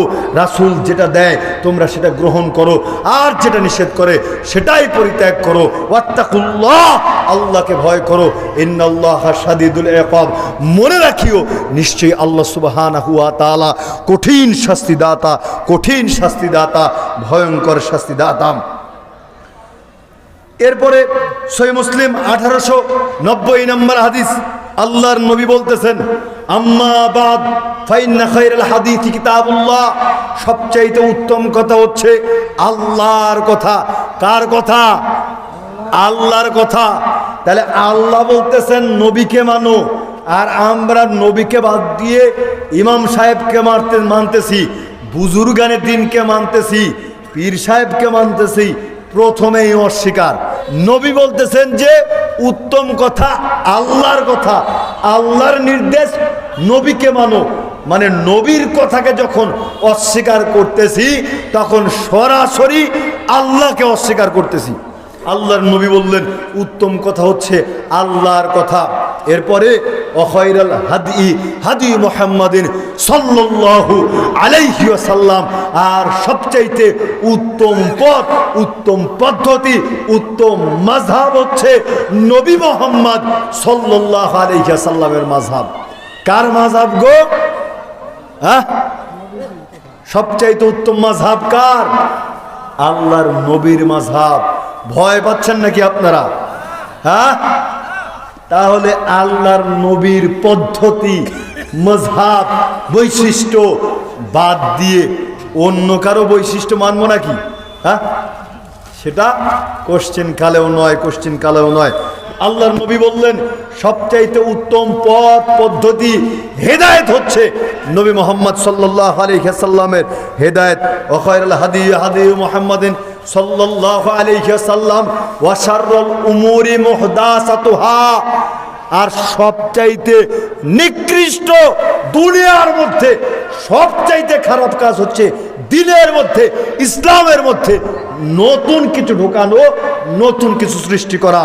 অকুল্লা বিদআতিন যালালা, যত নব আবিষ্কৃত বিষয় রয়েছে এই সবগুলোই হচ্ছে ভ্রষ্টতা, নষ্টমিতা, নোংরামিতা। অকুল্লা যালালাতিন ফিন্নার, আর যত ভ্রষ্টতা আছে, বেদাত রয়েছে, সমস্ত বেদাতের জায়গায় হচ্ছে জাহান্নাম। জোরে সরে বলুন নাউজুবিল্লাহ। এখন এইটাকেও তো খুব সুন্দর করে দুই ভাগ করা হয়েছে। মানে বেদাতীদের মধ্যেও ভালো কিছু মানুষ ভুল করে বেদাতি হয়ে গিয়েছে, এবারে তাদেরকে বাটি চালান দিয়ে বের করে নিয়ে এসে জান্নাতে দেওয়া হবে নাকি? এই কারণে কি করেছে? বেদাতে সাইয়ে বেদাতে হাসানা মানে দিছে না। বেদাত দুই প্রকার, ভালো বেদাত আর খারাপ বেদাত। মানে তাদের কথা অনুযায়ী যারা খারাপ বেদাত করে তাদের জন্য খারাপ জাহান্নাম, আর যারা ভালো বেদাত করে তাদের জন্য ভালো জাহান্নাম। ঠিক না বেঠিক বললাম? আরে আল্লাহর নবী কি কোনোদিন বেদাতকে দুই ভাগে ভাগ করছে? তাহলে তারা যদি বেদাতকে দুই ভাগে ভাগ করতে পারে, আমরা জাহান্নামকেও দুই ভাগে ভাগ করে দেই, একটা ভালো জাহান্নাম, একটা খারাপ জাহান্নাম। যারা খারাপ বেদাত করবে তাদের জন্য খারাপ জাহান্নাম, আর যারা ভালো বেদাত করবে তাদের জন্য ভালো জাহান্নাম। আস্তাগফিরুল্লাহ, আস্তাগফিরুল্লাহ। আল্লাহর নবী বলেছেন প্রত্যেকটা বিদাতি নষ্টামিতা, প্রত্যেকটা বিদাতি নষ্টামিতা। আর যত বেদাত আছে, হোক ভালো বেদাত আর হোক খারাপ বেদাত, হোক ভালো বেদাত হোক খারাপ বেদাত আর হোক মধ্যম বেদাত, যত রকমের বেদাত আছে প্রত্যেকটা বেদাতের জায়গা, বেদাতির জায়গা জাহান্নামের মধ্যে। জোরে সরে বলুন ঠিক না বাড়ি? আয়েশা রাদিয়াল্লাহু তাআলা আনহা বলতেছেন, আল্লাহর নবী বলেছেন, মান আহদাসা ফি আমরিনা হাদা মা লাইসা মিনহু ফাহুয়া রাদ্দুন, যে ব্যক্তি আমাদের ধর্মের মধ্যে এমন কোন কথা বলবে যেটা আমাদের ধর্মে নাই, সেটা পরিত্যাজ্য।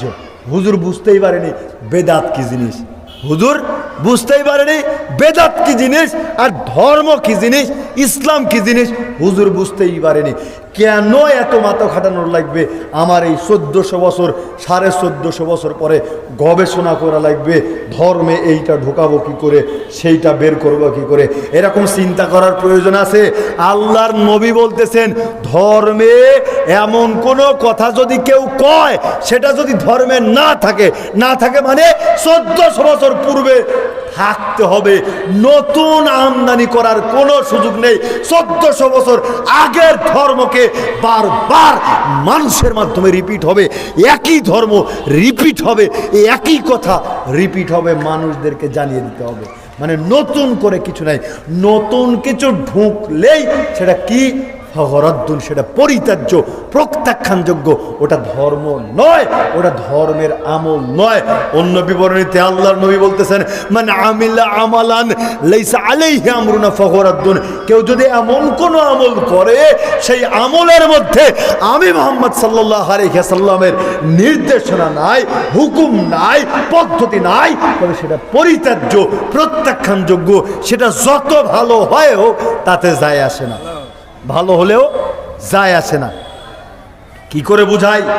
শবে বরাতের যারা ইবাদত করে, কন্ত দেখি এরা কি ভালো উদ্দেশ্যে ইবাদত করে নাকি খারাপ উদ্দেশ্যে ইবাদত করে? সকলেই ভালো উদ্দেশ্যে ইবাদত করে। কাম কাজ কিন্তু সব ভালোই করে, দেখা যায় কি করে, সালাত আদায় করে, আবার কি ওই যে পচা পানিতে, গ্রামের নর্দমার যে পচা পানি আছে, যেইখানে গরু মহিষ ছাগল এমন সব ডুব দেয়, কোনো কোনো টয়লেটের টাঙ্কির লাইনও আছে, মানে ময়লা আবর্জনা সব পড়ে থাকে। গ্রামের পুকুর থেকে, নদী থেকে এশারের সময় গোসল দিয়ে উঠতে হবে। উঠলে কি হবে? টোপে টোপে মাথার চুল বেয়ে বেয়ে যে পানি পড়বে, এই পানির সাথে জীবনের যত অপরাধ আছে সমস্ত অপরাধী মাফ হয়ে যায়।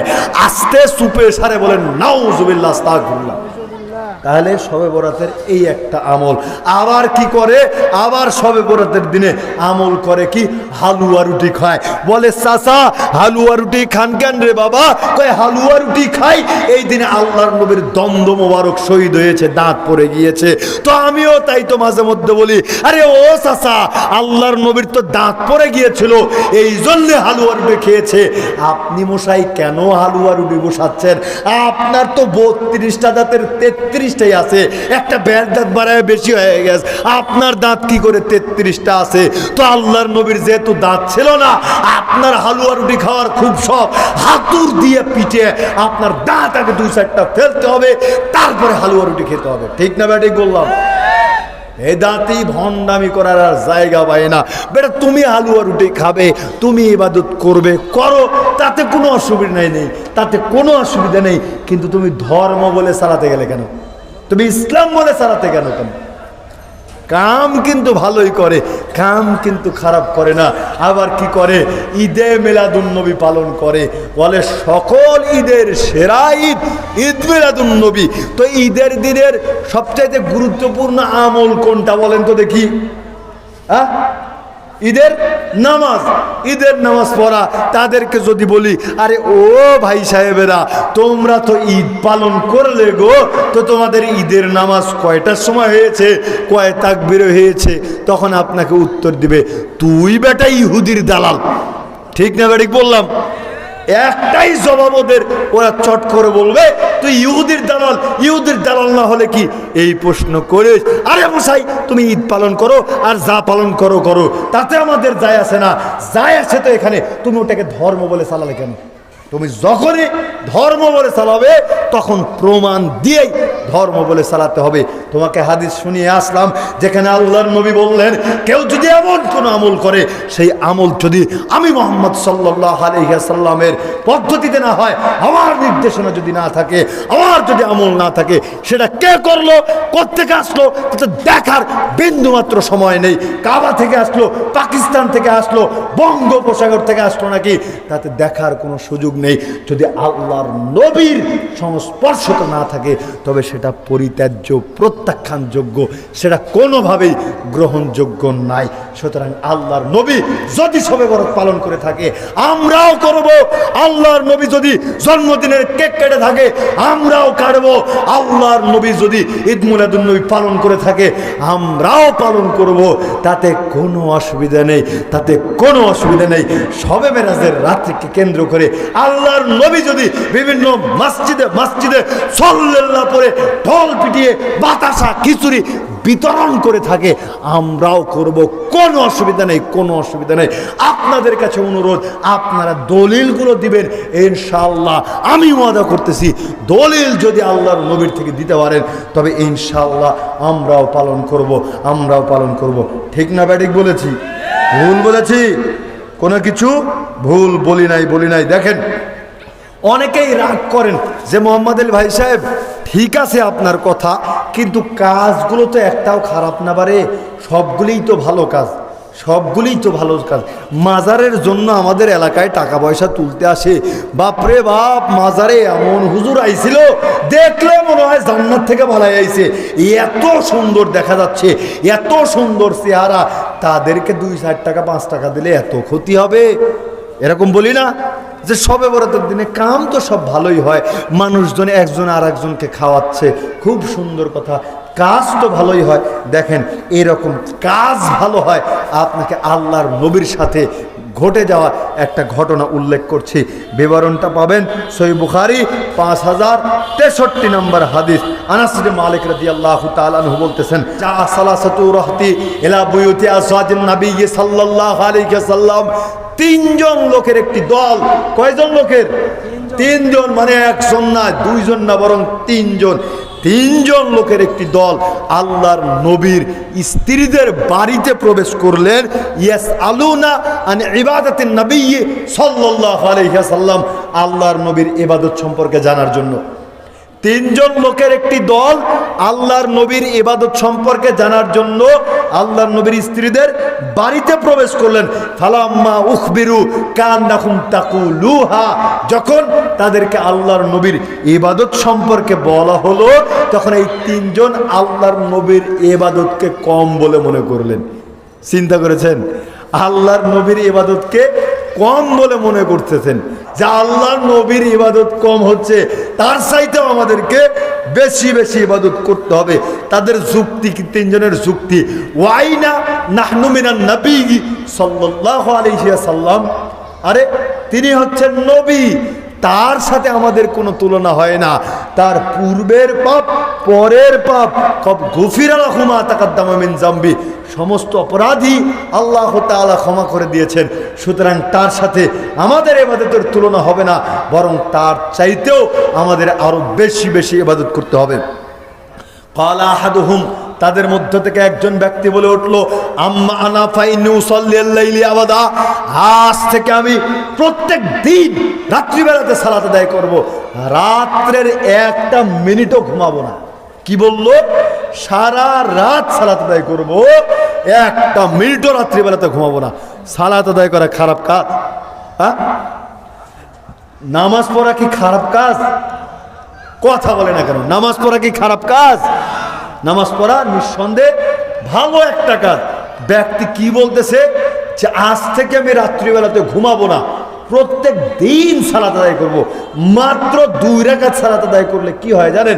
আল্লাহর নবী বলতেছেন, মান তাওয়াজ্জা ফাহসানা ফুজুআহু সুম্মা সাল্লা রাকাতাইনি লা ইয়াসহু ফীহিমা গুফিরা লাহু মা তাকাদ্দামা মিন জামবি, যে ব্যক্তি সুন্দর করে ওযু করবে অথবা নির্ভুল ভাবে 2 রাকাত সালাত আদায় করবে, আল্লাহর নবী বলেছেন ওই ব্যক্তির পূর্বের যত অপরাধ রয়েছে আল্লাহ সুবহানাহু ওয়া তাআলা 2 রাকাত নামাজের বদৌলতে ওই ব্যক্তির জীবনের সমস্ত অপরাধকেই ক্ষমা করে দিবেন।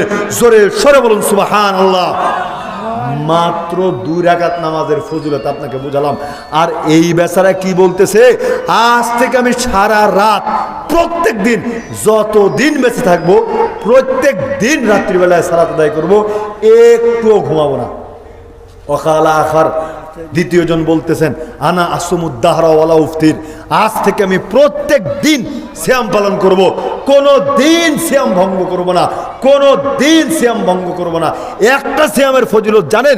আল্লাহর নবী বলতেছেন, কেউ যদি আল্লাহর সন্তুষ্টির জন্য মাত্র একটা সিয়াম পালন করে, একটা সিয়াম পালন করে, তবে এই সিয়াম পালনকারী সায়েম ব্যক্তির থেকে জাহান্নামকে 70 বছরের দূরত্বে পাঠিয়ে দেওয়া হয়।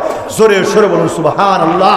একজন ব্যক্তি যদি আল্লাহর সন্তুষ্টির জন্য একটা সিয়াম পালন করে, তবে এই সিয়াম পালনকারী সায়েম ব্যক্তি এবং জাহান্নামের মাঝখানে আল্লাহ সুবহানাহু ওয়া তাআলা একটা গর্ত খনন করবেন, যেই গর্তের পরিধি আসমান এবং জমিনের ব্যবধান সমপরিমাণ। জোরে সরে বলুন সুবহানাল্লাহ। তাহলে চিন্তা করেন, একটা সিয়ামের ফজিলত এত বেশি, একটা সিয়ামের ফজিলত এত বেশি। আরে কি বলল? যে প্রত্যেক দিন, যত দিন বেঁচে থাকবো মৃত্যুর আগ পর্যন্ত প্রত্যেক দিন সিয়াম পালন করবো। আর একজন বলে উঠলো অকালা আখার আনা আতাজিলুন নিসা আফালা তাজাওয়াজ আবাদা, আজ থেকে আমি নারী সঙ্গই ত্যাগ করব, কোনো দিন আর বিবাহ করব না।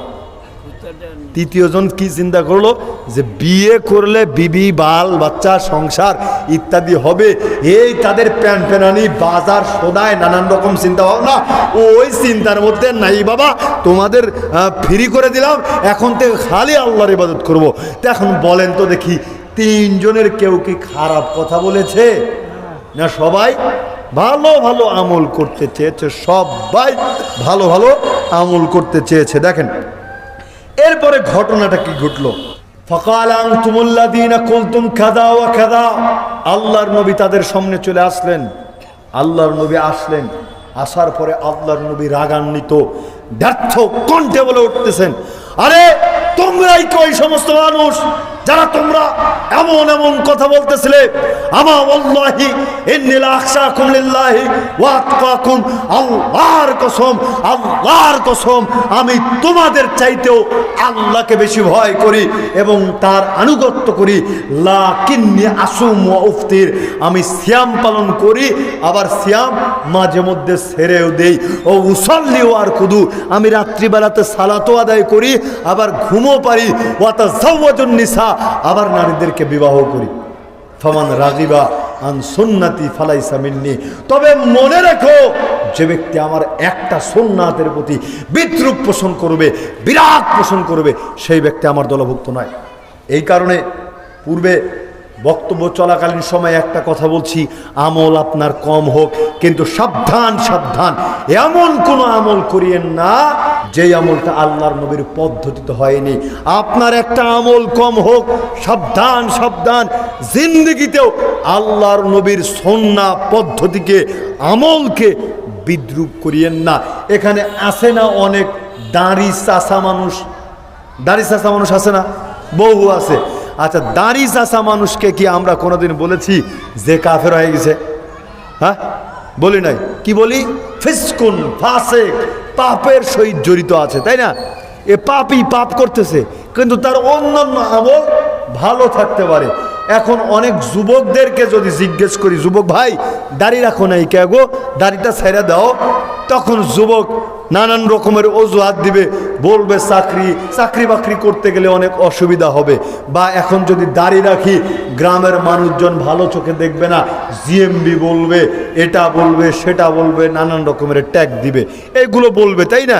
মানে বলতে চাচ্ছে ভাই এখন রাখতে পারতেছি না, বিভিন্ন পারিপার্শ্বিকতা আছে, পরবর্তীতে রাখবো ইনশাল্লাহ, রাখার চিন্তা চেতনা আছে। আবার যুবকেরা কি কয়, ভাই এই বয়সে যদি দাড়ি রাখি, চিন্তা করেন প্রতিবেশীর শোল্ডার 3টা 4টা গার্লফ্রেন্ড, আমার একটাও নাই, এখন যদি দাড়ি রাখি একটাও পাবো না। ঠিক না ব্যাটিক বললাম? আস্তাগফিরুল্লাহ আস্তাগফিরুল্লাহ। এই তো 2 দিন 3 দিন আগে গেল নাকি 31st নাইট। হাই রে যুবক, কি পড়াশোনা করলে গো? 31st নাইট বলে কোনো রায়ত আছে, কোনো তারিখ আছে? বলো তো দেখি, কি পড়লে তুমি? কত দেখি তোমার বিদ্যা কোথায় আছে, কোন জায়গায় আছে? আর এই কালচারটা কোথায় থেকে আসলো? মান তাশাব্বাহা বিকওমিন ফাহুয়া মিনহুম, যে ব্যক্তি বিজাতীয় কোনো সাদৃশ্য অবলম্বন করবে সেই ব্যক্তি তাদেরই দলভুক্ত হিসেবে গণ্য হবে। যে ব্যক্তি খ্রিস্টানদের দেয়া রীতিনীতি অনুসরণ করবে সে ব্যক্তি তাদেরই দলভুক্ত হিসেবে গণ্য হবে।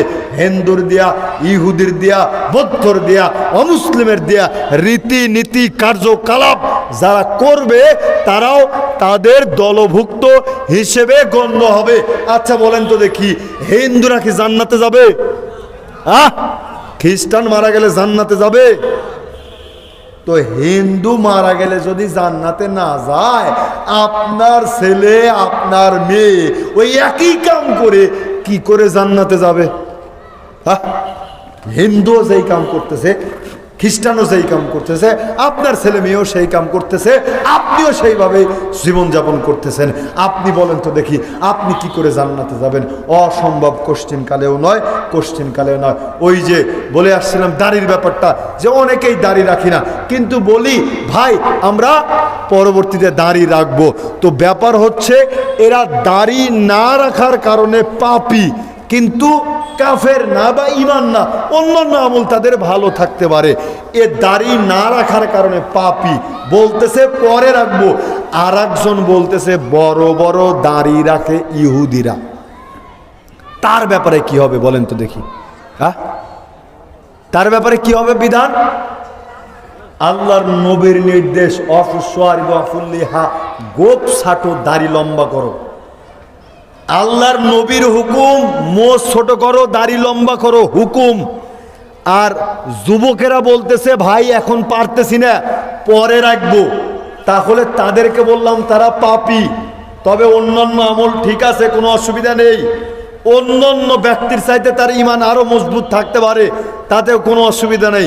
সে বলতেছে এখন পারতেছি না, পরে রাখবো। আর একজন হুজুর বলতেছে আরে বড় বড় দাড়ি রাখে ইহুদিরা, হুজুর 5 ওয়াক্ত সালাত আদায় করে, মাঝে মধ্যে উমরাও করে, হজও করে। বিধান কি হবে বলেন তো দেখি?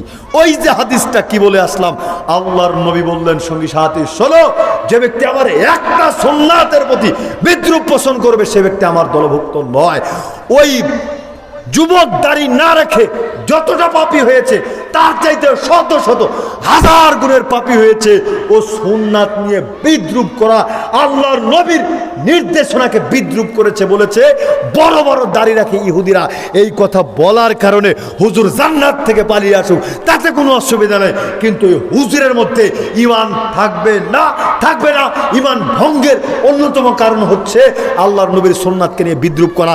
সুতরাং তাকে তওবা করে ফিরে আসে পুনরায় ঈমান গ্রহণ করতে হবে, তখনই সে ঈমানদার হিসেবে গণ্য হবে। এই জন্য আপনাদেরকে কি বলছিলাম, একটা আমল কম হোক কোনো অসুবিধা নেই, আমল কম হোক কোনো অসুবিধা নেই, কিন্তু আল্লাহর নবীর সুন্নাতকে নিয়ে কোনো দিন বিদ্রুপ করবেন না, কোনো দিন বিদ্রুপ করবেন না। মনে করেন আপনাকে আমি ডাকতেছি, ভাই আসো তারাবির সালাত আদায় করি, সুন্নাত আমল, নফল আমল। তখন আপনি বলতেছেন ভাই আমি তো পড়তে চাচ্ছি কিন্তু পড়বো না গো, পড়তে পারতেছি না, আপনি পড়েন গা।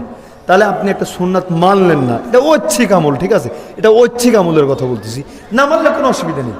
চট করে আপনি বলতেছেন দূর মিয়া, যেই কয়জন জামাতে যায় এই তারাবির সালাত পড়া লোকই বেশি সুদখোর, একটা বিদ্রুপ করে দিলেন। সুদখোরেরাই বেশি তারাবির সালাত আদায় করে, এটা করে সেটা করে, নেশাখোরেরাই বেশি সালাত আদায় করে, মানে একটা বৈশিষ্ট্যের সাথে উল্লেখ করলে, উল্লেখ করার কারণ হবে কি আপনার ঈমানটাই নষ্ট হয়ে যাবে। এই কারণে কোনো দিন বিদ্রুপ করা যাবে না। সম্মানিত উপস্থিতি, কোথায় থেকে কথাটা বলতে আসছিলাম, যে আমল যত ভালোই হোক না কেন তাতে যায় আসে না, আমল যতই ভালো হোক না কেন তাতে যায় আসে না। আমলটা হতে হবে কার পদ্ধতিতে? নবীর পদ্ধতিতে সেই আমল হতে হবে, তখনই ওই আমলের মাধ্যমে আমরা পরকালীন জীবনে সফলতা অর্জন করতে পারি। সহিহ বুখারী ৭২৮০ নম্বর হাদিস, আল্লাহর নবী বলতেছেন কুল্লু উম্মতি ইয়াদখুলুনাল জান্নাহ ইল্লা মান আবা, আমার প্রত্যেকটা উম্মতি মানে শেষ জামানার যত মানুষ আছে সবাই জান্নাতে প্রবেশ করবে। জোরে সরে বলুন সুবহানাল্লাহ। বুঝতে পেরেছেন কত বড় সুসংবাদের খবর আল্লাহর নবী আমাদেরকে দিলেন।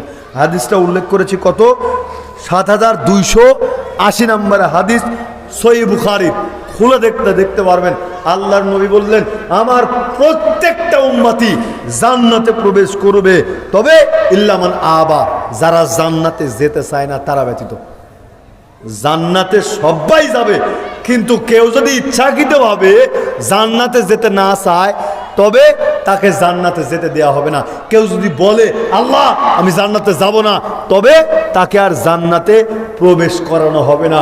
সাহাবাগণ জিজ্ঞেস করে বসতেন আল্লাহর নবী ওয়ামানি আবা, কে নির্বোধ উন্মাদ ব্যক্তি যে জান্নাতে যেতে চায় না, তখন আল্লাহর নবী বলতেছেন মান আতাআনি দাখালাল জান্নাহ, যে ব্যক্তি আমি মুহাম্মদ সাল্লাল্লাহু আলাইহি সাল্লামের অনুসরণ করবে এই ব্যক্তি জান্নাতে প্রবেশ করবে। ওয়া মান আসানি ফাকাদ আবা, আর যে ব্যক্তি আমার অবাধ্য হবে এই ব্যক্তি হচ্ছে অবাধ্য ব্যক্তি, এই ব্যক্তি জান্নাতে প্রবেশ করতে চায় না। সুতরাং জান্নাতে যেতে হলে নিঃশর্তভাবে আল্লাহর নবীকে মেনে নিতেই হবে, আল্লাহর নবীর ইত্তেবা করতেই হবে, তখনই আমি আপনি জান্নাতে প্রবেশ করব। জোরে সরে বলুন সুবহানাল্লাহ। দেখেন খুবই গুরুত্বপূর্ণ হাদিস। আল্লাহর নবী বলতেছেন ইন্নী ফারাতুকুম আলাল হাউজি, আমি তোমাদের চাইতেও পূর্বে হাউজে কাউসারের নিকট উপস্থিত হব। হাউজে কাউসার চিনেন তো নাকি, বুঝেন তো? হাউজে কাউসার নামক পানি শরবত আমাদেরকে পান করতে দেওয়া হবে। এই হাউজে কাউসারের পানির কিছু বৈশিষ্ট্য আছে। কি সেই বৈশিষ্ট্য? আল্লাহর নবী বলতেছেন ইন্নী ফারাতুকুম আলাল হাউদি, আমি তোমাদের চাইতেও হাউজে কাউসারে পূর্বে উপস্থিত হব। মান মাররা আলাইয়া শারিবা, তোমাদের মধ্য থেকে যে ব্যক্তি আমার নিকটে উপস্থিত হবে তাকে আমি হাউজে কাউসারের পানি পান করাবো। যে ব্যক্তি একবার হাউজে কাউসারের পানি পান করবে সে ব্যক্তি জিন্দেগিতেও আর পিপাসিত হবে না। জোরে সরে বলুন সুবহানাল্লাহ।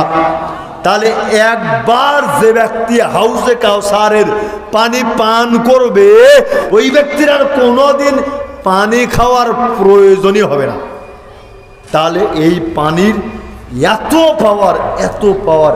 এবারে আল্লাহর নবী বলতেছেন লা ইয়ারিদান্না আলাইয়া আকওয়ামুন আরিফুহুম ওয়া ইয়ারিফুনি, সঙ্গে সাথী হঠাৎ কিছু সংখ্যক মানুষ আমার সামনে আসবে, আমি তাদেরকে চিনি, তারাও আমাকে চিনে, আমি তাকে পানি পান করাতে চাইব, আমি তাদেরকে পানি পান করাতে চাইব।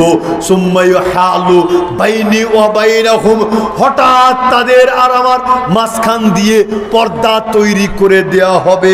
আমি জিজ্ঞেস করব এরা কারা, কেন এদেরকে আমার থেকে দূরে রাখা হলো, কেন তাদের আর আমার মাঝখান দিয়ে পর্দা তৈরি করে দেওয়া হলো?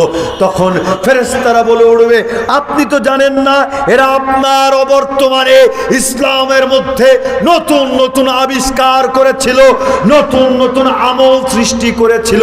তখন আল্লাহর নবী বলে উঠবেন ইন্নাকা লা তাদরি মা হাদিসু বাদাকা ফাকুলু সুহকান সুহকান, দূর হও হতভাগার দল, আজকে তোমরা আল্লাহর রহমত থেকে বিচ্যুত হও, আল্লাহর রহমত থেকে বিরত হও। যারা ইসলামের মধ্যে নতুন নতুন আমল সৃষ্টি করেছে তাদেরকে সেই দিন আল্লাহর নবী দূর দূর করে তাড়িয়ে দিবে। জোরে সরে বলুন নাউজুবিল্লাহ। তবে পরিস্থিতি কত জঘন্য, পরিস্থিতি কত জঘন্য। আর একটা গুরুত্বপূর্ণ হাদিস লক্ষ্য করেন, যেখানে আল্লাহর নবী বলতেছেন আলা লা ইউসাদান্না রিজালুন হাউদি কামা ইউসাদুল বাইর যাল্লু উনাদিহিম, কিয়ামতের দিন কিছু সংখ্যক মানুষ হাউজে কাউসারের নিকট উপস্থিত হবে।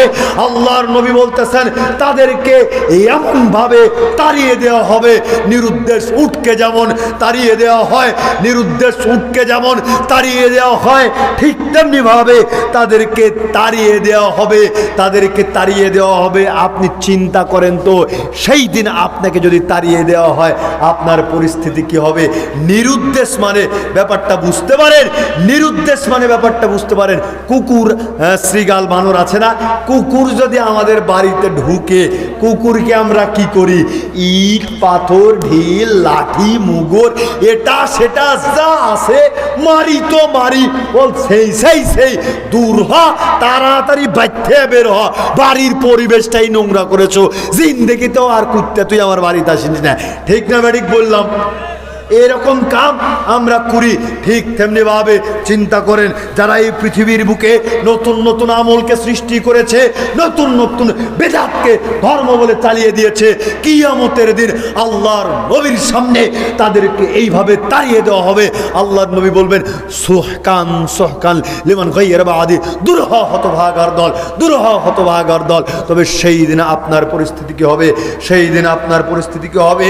আপনাদেরকে উদাত্ত আহ্বান জানাচ্ছি, আসি, প্রত্যেকটা আমল সুন্নাহ ভিত্তিক হতে হবে, আল্লাহর দেয়া নির্দিষ্ট মন্ত্রায় নবী মুহাম্মদ সাল্লাল্লাহু আলাইহি ওয়াসাল্লামের পদ্ধতিতে হতে হবে। কেউ যদি কোনো কথা বলে, সংশয় সৃষ্টি হলেই আগে ধরে বসবেন, হুজুর এইটা যে বললেন এইটা কোনে আছে গো, আল্লাহর থেকে আছে না নবীর থেকে আছে, একটু প্রমাণ দেন। শবে বরাতের যখন ফজিলত বয়ান দিতে যাবে, চট করে হুজুরকে দিয়ে বসবেন, ধরে বসবেন, হুজুর সাহেব একটু দলিলটা দেন, একটু দলিলটা দেন। তাহলে আমরা একটু হালুয়া রুটি খাই। যদি দলিল না দিতে পারে, হুজুরকে বলেন, হুজুর এটা বাদ দিয়ে দেন। এরকম প্রত্যেক বিষয়কে ধরার চেষ্টা করেন, ইনশাআল্লাহ সংশোধন আসবে, সংশোধন আসবে। আল্লাহ সুবহানাহু ওয়া তাআলা আমাদের প্রত্যেককেই সুন্নাহ ভিত্তিক আমল করার তৌফিক দান করুক, আল্লাহুম্মা আমিন।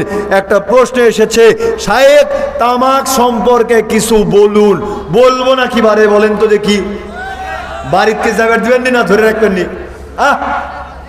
ধরে রাখবেন না, বাড়ির যাবেন দিবেন নি? তামাক নিয়ে যদি কিছু বলি, আপনাদের অঞ্চলে তামাক হয় এটা আমি পূর্বে জানতাম না, আজকে একটু আগে ভাগে আসছি তো এই কারণে জানতে পারলাম। তো যারা এখানে নিবেদিত প্রাণ আছে আলহামদুলিল্লাহ, একেবারে এত ভালোবাসে, দিনী সম্পর্ক বলার মতন না, বলে শেষ করতে পারবো না, একেবারে আধা ঘন্টার মতো লাগবে। মানে এক একজনকে আলাদা আলাদাভাবে বলতে হবে এ কতটা ভালোবাসে, সে কতটা ভালোবাসে। আলহামদুলিল্লাহ, আল্লাহ দিনী ভালোবাসাকে কবুল করে নিক, আল্লাহুম্মা আমিন।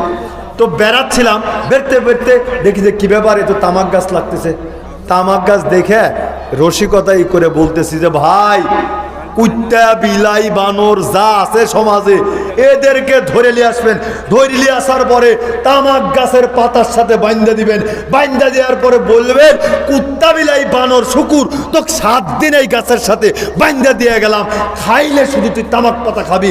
যে বিশ্বাস করেন খাইলে শুধু তুই তামাক পাতা খাবি, বিশ্বাস করেন ওই কুত্তা বিলাই বানর কি বলবে জানেন?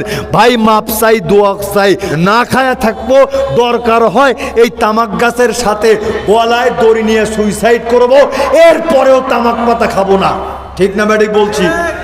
এ কুকুর খায় না কি? কুকুর খায়, বিড়াল খায়, তারপরে শুকুর খায়, তারপরে কি বলে আপনাদের ছাগল বাঁধাও আছে দেখলাম, ছাগল খায় নাকি? ছাগলও খায় না। পোকা খায়, চাষ করে কারা? আপনারাই। এটা আর বলতে চাচ্ছেন না নাকি? চাষও করেন আপনারা, আপনারাও বললেন কুত্তাও খায় না, বিলাইও খায় না। বারবার দেখি কমেন্ট করেন মোহাম্মদ আলী খালি তামাকের ব্যাপারে উল্টা পাল্টা কথা বলে। এই কারণে আপনাদেরকে নিয়েই এইবার একটা ভিডিও বানাইছি, তামাক মাঠের মধ্যে একেবারে ফসলের মধ্যে নগদ প্রমাণ সহকারে, যে বেটা তামাক কুত্তাও খায় না, বিলাইও খায় না, আর এই নিকৃষ্ট বস্তু যেটা কেউ খায় না সেটা মানুষ খায়। সৃষ্টির সেরা জীব মানুষ হিসেবে কিভাবে খাইতে পারে, কিভাবে খাইতে পারে? নাউজুবিল্লাহ, আস্তাগফিরুল্লাহ। এই যারা এই তামাকজাত দ্রব্য খায়, এদের মুখ দিয়ে এত নিকৃষ্ট গন্ধ বের হয়, যেই মুখটা আল্লাহ সুবহানাহু ওয়া তাআলা ফেরেশতা তৈরি করেছেন, সেই মুখ দিয়ে আপনার গন্ধ বের হয় টয়লেটের চাইতেও নিকৃষ্ট। ঠিক না বেঠিক বলেছি? এইটা খায় তো খায়, মসজিদের ইমাম সাহেব হুজুরেও খায়, খায় তো খায়, জায়েজ প্রমাণ করার জন্য বাস পর্যন্ত করে। আমরাও বলতে চাই কুত্তা বিলাই খায় না, তার মানে দুনিয়ার নিকৃষ্ট জিনিস এইটা। আর যারা এগুলো খায়, যারা এগুলো খায়, এই জিনিস যেমন নিকৃষ্ট, খাওয়া লোকগুলো এর চাইতেও নিকৃষ্ট। আল্লাহ সুবহানাহু ওয়া তাআলা এই সমস্ত জঘন্য পণ্য থেকে, দ্রব্য থেকে আমাদেরকে হেফাজত করুক, আল্লাহুম্মা আমিন। যেই সমস্ত হুজুররা এগুলো খেতে অভ্যস্ত, আল্লাহ এদেরকে সুবুদ্ধি দান করতো, ইসলামের সুশীতল ছায়াতলে আসার তৌফিক কিনায়াত করুক, আল্লাহুম্মা আমিন। লিল্লাহি তাকবীর। সকল বিধান বাতিল করো, মুক্তির একই পথ। লিল্লাহি তাকবীর। পরিশেষে একটু সময় নিচ্ছি, সেটা হচ্ছে কি, আমরা যখন আপনাদেরকে বলি আপনারা আসুন বাংলাদেশ আলে হাদিস যুব সংঘের ছায়াতলে পবিত্র কোরআন এবং সহিহ হাদিসের আলোকে জীবনযাপন করি, তখন বিভিন্ন জন বিভিন্ন কথা বলেন, 2 ঘর আলে হাদিস, 3টা 4টা 5টা দল ইত্যাদি ইত্যাদি কথা বলেন। তো আসলে ভাই সাহেব কি বলবো আপনাকে বলেন তো দেখি? আপনি আপনার ছেলেকে যুব সংঘে দেন নাই, বুঝলাম ভালো কথা, যুব সংঘে দেন নাই, তো আপনার ছেলে কি এক ঘরে? আপনার ছেলে কি কারোর সাথে মিশে না? যুব সংঘের ছেলেপেলের সাথে আপনার ছেলে উঠে না, বসে না, তো ও কি কারোর সাথেই বসে না? যুব সংঘের ছেলেপেলের এইটা তো কনফার্ম যারা নেশাদ্রব্য পান করে না, নাকি সন্দেহ আছে? সন্দেহ আছে? যুব সংঘের কোনো ছেলেপেলে দায়িত্বশীল যদি নেশাদ্রব্যের সাথে সম্পৃক্ত হয়, জানার সঙ্গে সঙ্গে ওর দায়িত্ব অটো কাটা, ঠিক আছে না? দায়িত্ব অটো কাটা। তাহলে এটা তো কনফার্ম যুব সংঘের কোনো ছেলে নেশাদ্রব্যের সাথে সম্পৃক্ত নয়। তো আপনি চিন্তা করেন তো, আপনি আপনার ছেলেকে যুব সংঘে দিচ্ছেন না, তো পাড়ার তো উশৃঙ্খল ছেলেপেলের সাথে ওঠা বসা করতেছে না? অবশ্যই করতেছে। ঘরের মধ্যে একটা রুমকে যদি ফাঁকা থন, ওই রুমকে আর ফাঁকা থাকবে না? ওই রুমের মধ্যে ইন্দুর ঢুকবে, মাকড়সা ঢুকবে, টিকটিকি ঢুকবে, চিকি ঢুকবে, ময়লা আবর্জনা করবে, রুমটাকে নষ্ট করবে কিনা? অবশ্যই করবে। তো আপনার ছেলে কোরআন হাদিসের নিকটবর্তী যদি না হয়, সেখানে শয়তান ঢুকবে, নেশাদ্রব্য ঢুকবে, ইপটিজিং ঢুকবে, জুয়া ঢুকবে, সন্ত্রাসী ঢুকবে, ঢুকবেই ঢুকবে। যুব সংঘের ছেলেপেলের কাজ কি গো? এরা ঘুম থেকে উঠে ফজরে আগে মসজিদের দিকে রওনা হয়, তারপরে 2 আয়াত 5 আয়াত কোরআন তেলাওয়াত করে, একটা হাদিস 2টা হাদিস অনুবাদ করে, প্রত্যেক দিন এদের রুটিন রয়েছে। তাই সবাইকে উদাত্ত আহ্বান জানাই, আপনি আপনার ছেলেকে, আপনার মেয়েকে কোরআন হাদিসের নিকটবর্তী করুন। বাংলাদেশ আহলে যুব সংঘের ছায়াতলে এসে কোরআন এবং সেই হাদিস ভিত্তিক জীবনযাপন করার চেষ্টা করুন। প্রফেসর ডক্টর মোহাম্মদ আসাদুল্লাহ গালিবের নেতৃত্বে জামাতবদ্ধ জীবনযাপন করার চেষ্টা করুন। আল্লাহ সুবহানাহু ওয়া তাআলা তৌফিক দান করুক। আল্লাহুম্মা। পরিশেষে শুকরিয়া আদায় করছি, নাম বললাম না, একজনের নাম নিব আর একজনের ছোট করা হবে। যেই কয়জন দায়িত্বশীল আছে এত আন্তরিক বলা চলে না, এদের জন্য খাস করে শুকরিয়া আদায় করছি। আল্লাহ সুবহানাহু ওয়া তাআলা এদের খেদমতকে কবুল করে নিক, আমিন। এবং এই দায়িত্বশীলদের মাধ্যমে আল্লাহ তুমি এই শিবের কুটি দারুল হাদিস সালাফিয়া মাদ্রাসাকে কবুল করে নাও এবং অত্র এলাকায় কোরআন এবং সহিহ হাদিসের দাওয়াত তুমি তাদের মাধ্যমে কবুল করে নাও, আমিন। আজকের মাহফিলকে আমরা যেদিক থেকে পেরেছি মূল্যায়ন করেছি। প্রতিপালক দয়াবান ক্ষমাশীল মরিচিকার জেলা আবদ্ধ হয়ে গোটা পৃথিবীবর্তী পাপ নিয়ে তোমার দরবারে ক্ষমা প্রার্থনা করছি। তুমি আমাদের জীবনের সমস্ত অপরাধগুলিকে মাফ করে দাও, আমিন। যারা আমাদের মধ্যে অসুস্থ রয়েছে আল্লাহ তুমি তাদেরকে সুস্থতা দান করো, আমিন। যারা ঋণগ্রস্ত রয়েছে তুমি তাদেরকে ঋণ মুক্তি দান করো, আমিন। যারা ছাত্র রয়েছে তাদের মেধা শক্তি বৃদ্ধি করে দাও, আমিন। এ দাবি দোয়া রেখে আজকের আলোচনা শেষ করছি। আলোচনা শেষ করার আগে এর মধ্যে বক্তা উঠবেন, কথা বলবেন। আপনাদের নিকটে একটা খাস আবেদন, আকুল আবেদন, সবাই তাকবীর দিয়ে আগে, কুল্লু তাকবীরাতুন সাদাকা, লিল্লাহি তাকবীর, 2 হাত উত্তোলন করো সবাই, লিল্লাহি তাকবীর। আল্লাহ এই হাতগুলোকে কবুল করে নেন, আমিন। সবাই বাম হাতকে নিচে নামান, ডান হাতকে নিজ নিজ পকেটে ঢুকান। একেবারে হালাল উপার্জন আজকের এই প্রোগ্রামের জন্য আপনারা এগিয়ে দেওয়ার চেষ্টা করুন, যাতে করে পরবর্তী বছরে আবার এই প্রোগ্রাম করা যায়। 2-1 যারা আছেন দায়িত্বশীল ভিতরে ঢুকেন, একেবারে 2 মিনিটের মধ্যে, কেউ কার্পণ্য বোধ করবেন না। সবাই বের করে খালেস নিয়তে আপনারা দেওয়ার চেষ্টা করবেন। এবং মঞ্চ থেকেও শুরু হোক, যা হোক। ভাই যেহেতু বলেছে, আমিও ইনশাআল্লাহ যতটুকু পারি দূর থেকে এসেছি, আমিও অংশগ্রহণ করলাম, আলহামদুলিল্লাহ। অনেকেই দিচ্ছেন, আপনারা সকলেই দিবেন। আরও এইখানে আমি বলছি না, আমার কাছে অত্র দায়িত্বশীল বন্ধু একটা আবেদন করেছেন, সেটা হচ্ছে আন্দোলনের দায়িত্বশীল, আন্দোলনের